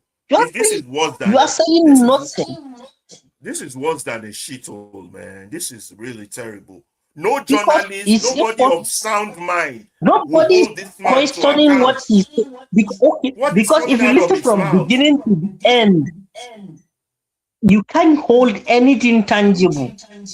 Well, before we see a good response to his message, let's just hear this entertainment. Business doesn't take a lot of money to start roasting corn, or somebody even said about grant. You see, they're saying that cooling doesn't take much. We didn't give them a loan, we gave it to them as a grant. So we've encouraged Nigerians as best as we could. What is within our hands, I have given, and I keep giving. First, let me say, make we the fry akara. Her Excellency say, make we the say, kuli. Yeah, what the funny? Who do us like this, yo? Nigeria, who do us like this, yo? Who swear for Nigeria, yo? Africa, who do us like this, yo? Yeah, Bella, what the funny? Our children, they for bush, yo. The same make they say, kuli. Bandit, they kidnap, yo. The same make they sell akara, yo. Insecurity everywhere, oh. No nepa mosquito everywhere, oh. They say make they say come, oh. Yeah. Pharaoh, let my people go. We don't go sell akara, oh. Pharaoh, let my people go. We don't go sell kuli. Pharaoh, let my people go. I say we don't go sell come, oh. Aide, Nigeria, oh yeah, kuli, akara, kuli, akara, kuli, akara, kuli, akara, We're trying to give hope, and to start akara business doesn't take a lot of money. To start roasting corn, or somebody even said about grant. You see, they're saying that cooling. We gave it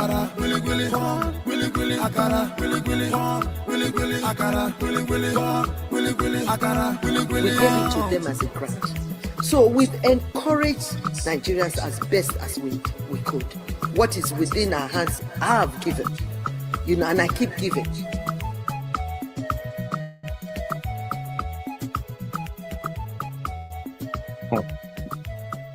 It's so sad. We needed that little entertainment to cure the headache that minister just gave us. Because what the guy just that thing is nothing but a headache. That was just so sad. Now we'll go to the response to him because we're running out of time and we want to shut out. Yeah, we won't be able to do all our coverage for today. A few technical problem. But let's just run to the response we got by Taiwo Yedele. Who gave the response to him is Mr. Dalong, I think Solomon Dalong. Yes, Barrister Solomon Dalong. Yeah, Barrister Solomon Dalong. So I'm gonna do the reading, and Abdullahi will do the pidgin version, and we'll round it up for today. I have listened carefully to the Minister of Finance, Taiwo Yedele's recent explanation on why Nigeria continues to borrow despite the removal of fuel subsidy.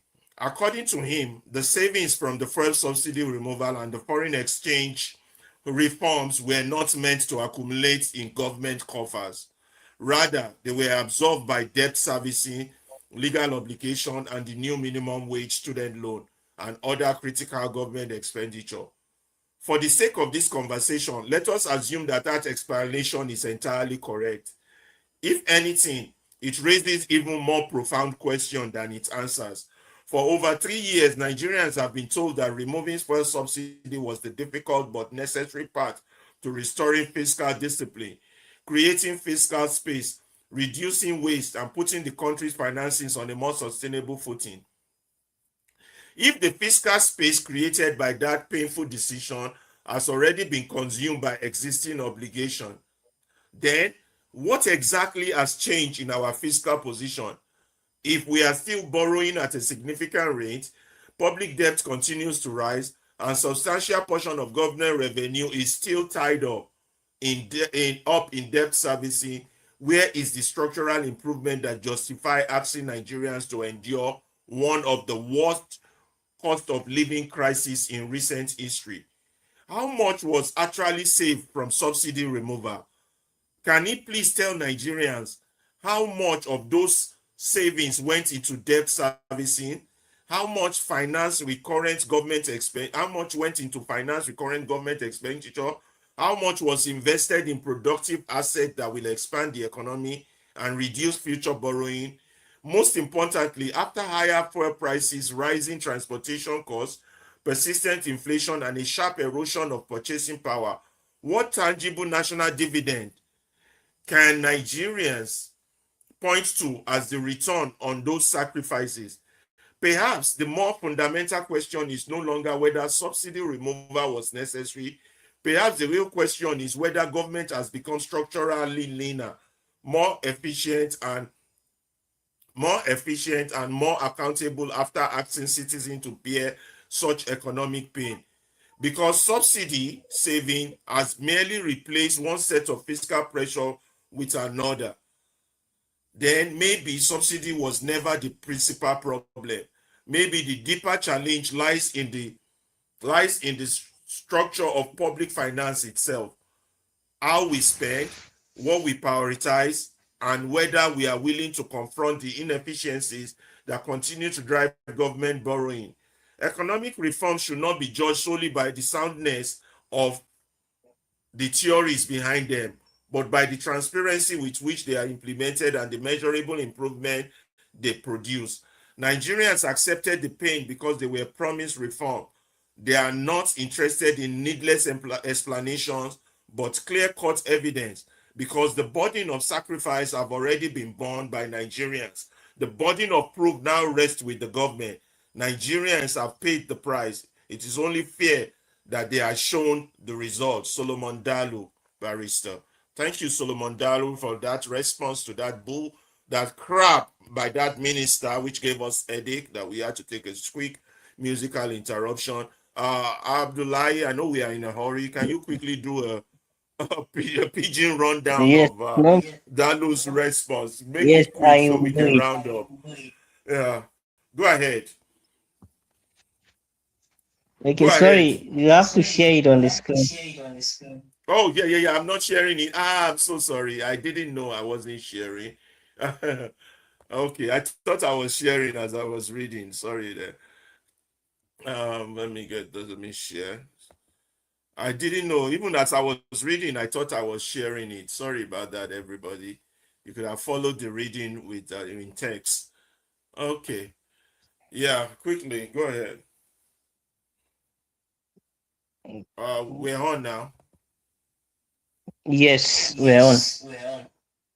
Good. Nigerians borrowing post subsidy removal. That's the name of the article by Solomon Dalong, barrister and SDP member. He was responding to the Yes, minister's yes, explanation. he was. This is a response. He's just giving, like, when someone talk, you just respond to what the person, what you are able to understand, your own understanding of what he just said. Minister's explanation. absorbed by debt servicing, absorbed by debt servicing, legacy obligation, and new minimum wage, student loan, and other. Just like the minister as him they explain, say the subsidy way they don't come out, say the money is not meant to be saved to gather for one place. It's just for the money has gone through. You don't enter legacy obligations, which we don't know that legacy obligation. And then they talk about minimum wage. Minimum wage way at the end of just by the last report said that most of the state did not even start paying that 70,000, while labor was already asking for more. And then student loan, we don't know how many people don't they access the student loan, but him based on what he talk, say 1.5 people don't they get that student loan. We don't know where that 1.5 people they will, because now this Nigeria today, all of us know for you to get that itself is very difficult. Then other critical expenditures which we cannot explain. That those critical expenditures are too big. That's things that are very important, and we don't know those important things where him no fit tell us, because you just dey speak English, the thing is not clear. Nigerians need to know. Now our money, you say more they buy fuel at the price where market tell us, but all the explanation on where you put the money, they clear. Say the profound question raised. So instead of him is explanation, where instead of us getting answers, he give us more questions. When you dey look for answer and you dey get more questions, that's wahala dey be that too. Then physical space consumption. Can it go a little bit down? Yeah. Yes. Yes, okay, thank you. So they say physical space consumption, say consumed by existing obligation. So all those things, all the money where they don't gather for subsidy, you don't go another obligation which we don't know. Then borrowing continuous. You gather money, you dey tell us say money where you dey give us before now you stop dey give us. Okay, where the money dey go? Because we no dey see am for our body, cloth no dey dey, food no dey our table, and you still dey borrow. Why are you borrowing again? Before you dey tell us say you dey borrow to pay that, to give us that one. Now you no dey give us, but you still dey borrow. That's another question, no? Because wetin you dey give us no dey again, and you still dey borrow. That's another one. Then public debt continue rising. The money you no pay the other one, but the money you keep collecting more and more. You dey borrow more and more from where you dey borrow. It keep growing. It just dey grow big every day, and dey affect us. We no dey see am for our table. We no dey see am for our food. No be say you add meat to our food, but all the things wey the government dey do, everything no just dey in all right. Then justification for sacrifice. So this dey talk say these are the reasons why we suppose sacrifice. Since you say you go remove subsidy, we go pass through hardship, we go suffer small, but this one don dey pass small. 3 years things no dey change again. So they say promise physical discipline. They say if they remove subsidy, it will ensure physical discipline. That's we go see say things go change. People wey dey just dey chop the money, because before they say na few people dey chop the money, then they will change. But now we no dey see that thing, no. Then promise physical space. They say we go see space, we go see things go change in the economy. They will use the subsidy do this, they will do the subsidy, the money where they will come out from that, do all those things, and those things we no dey see am. They are not in our eye again. Wetin dey happen? they say they promise to reduce waste because they say a lot of corruption there inside paying that subsidy. So if they remove the subsidy, corruption go reduce for that place. But e be like say because after you say you stop dey pay, now you come dey pay. Wetin happen? That means the corruption still dey exist for that place be that. It may be even bigger. Promise to sustain sustainable footing. That's they make sure that everything will work well. They will make sure that things where they will be giving, like the bosses they say they will give, they will invest in student loan, everything, all that one would be sustainable, but it's like it's no longer sustainable. Then the actual question where this minister talk don't raise is this: how much was saved? You know, tell us how much you save from this all these 3 years. 3 years no be beans, and the money na plenty money. 3 years, how much did you keep? Where you tell us say you don't take the money, or how much you don't get from the removal of subsidy? Where did you save? Where did the saving go? Where how you take spend am? When you say you don't save and you don't spend, how did you spend the money? Who and who collect, or who and who did you give the money? We need to know. Then how much for debt servicing? As you say you use am pay some borrowing money wey you don borrow before, or when they don borrow before, how much did you pay? How much did you settle? We wan know. Because if you no tell us all this one, then you too that corruption wey dey talk before e still dey exist be that o. How much for recurrent expenditure? How much did you spend on the minimum wage wey dey talk say you don't increase? How much go for the minimum wage? Because this is question for what? Accountability. These are accountability questions. How much invested in producing assets? How much did you put in say you dey construct road? Because it say some go for infrastructure.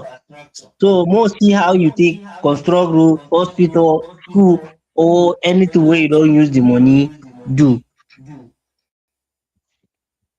So the next one is deeper challenge: public finance structure, areas of confrontation.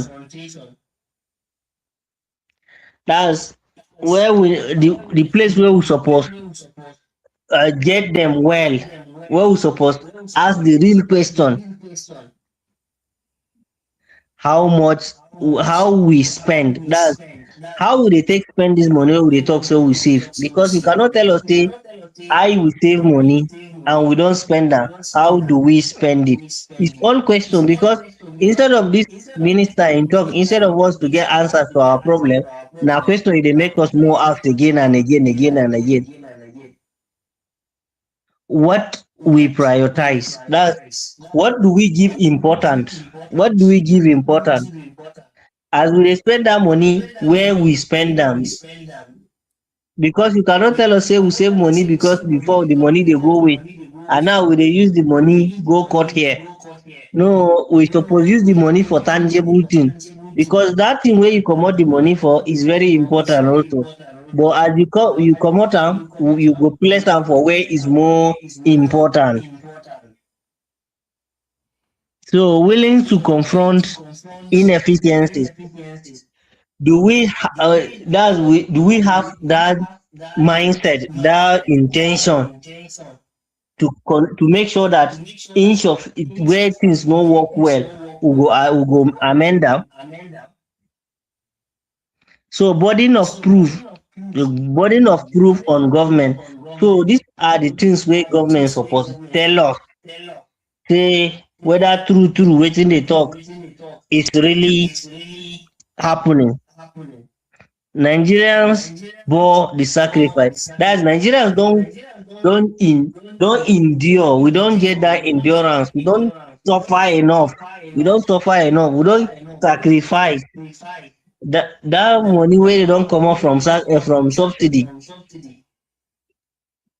we don't endure am. We don't dey buy the fuel very expensive.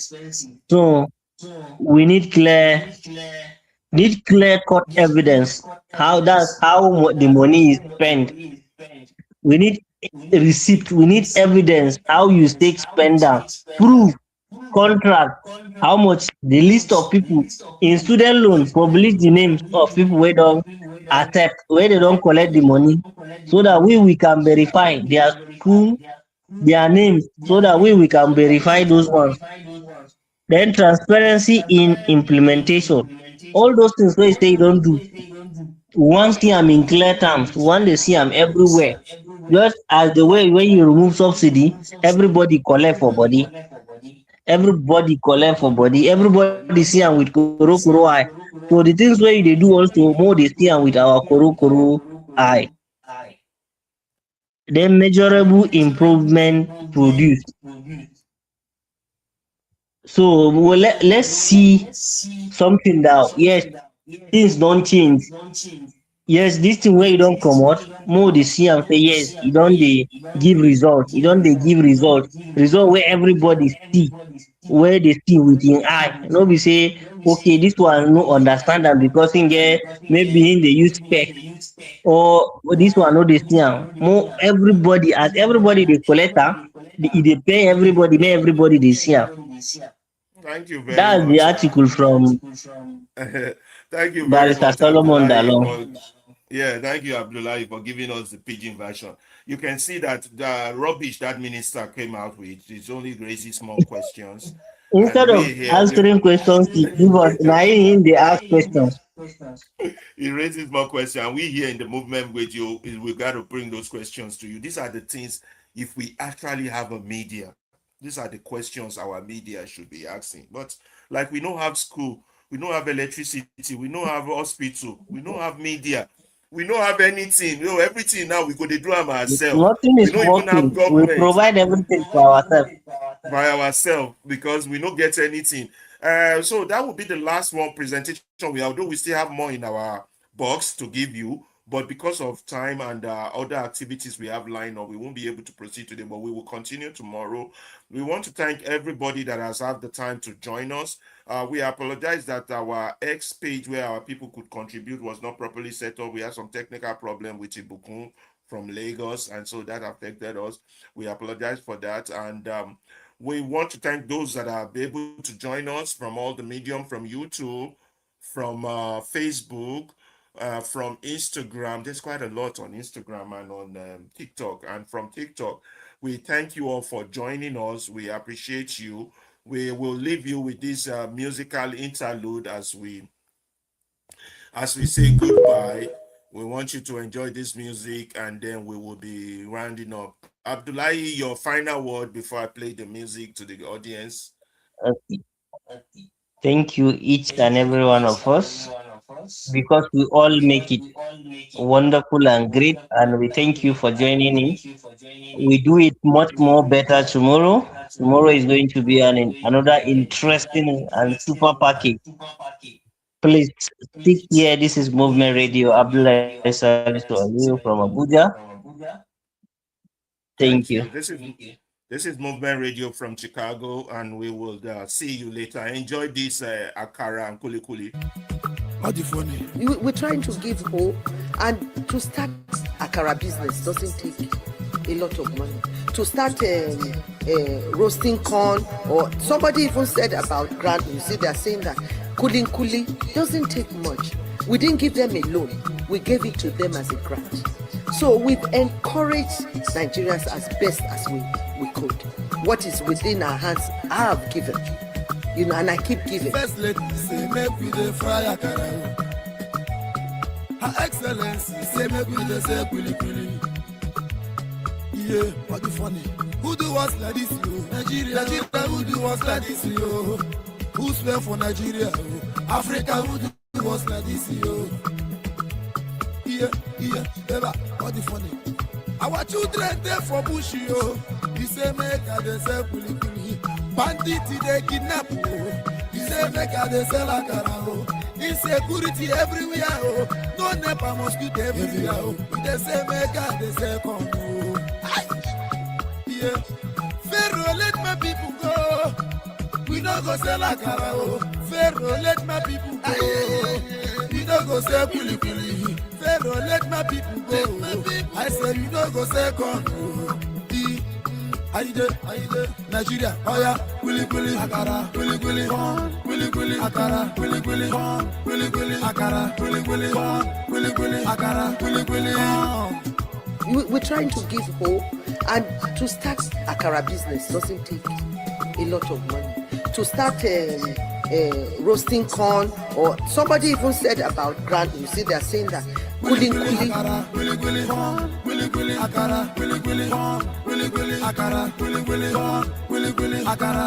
gave it to them as a grant. So we've encouraged Nigerians as best as we could. What is within our hands, I have given, and I keep giving.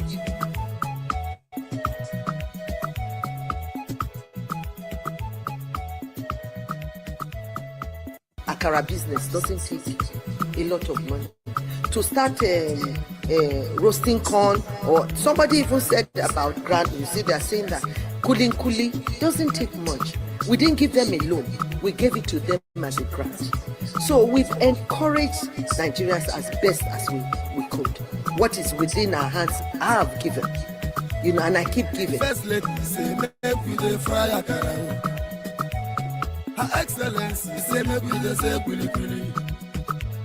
Yeah, what the funny?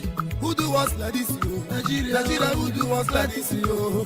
Who swear for Nigeria, yo? Africa, who do us like this, yo? Yeah, ever, what the funny? Our children there for bush, yo. You say make a dey sell kuli kuli. Bandits they kidnap, yo. You say make a dey sell akara, yo. Insecurity everywhere, oh. No NEPA mosquito everywhere, oh. They say make a dey sell corn, oh. Yeah. Pharaoh, let my people go. We no go sell akara, oh. Pharaoh, let my people go. We no go sell kuli kuli. Pharaoh, let my people go. I say we no go sell corn, oh. Aide, Nigeria, oh yeah, kuli kuli, akara, kuli kuli, kuli kuli, akara, kuli kuli, kuli kuli, akara, kuli kuli, kuli kuli, akara, kuli kuli. We're trying to give hope, and to start akara business doesn't take a lot of money. To start roasting corn, or somebody even said about grant. You see, they're saying that kuli kuli. We gave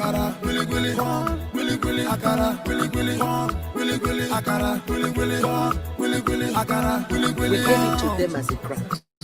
So we've encouraged Nigerians as best as we could.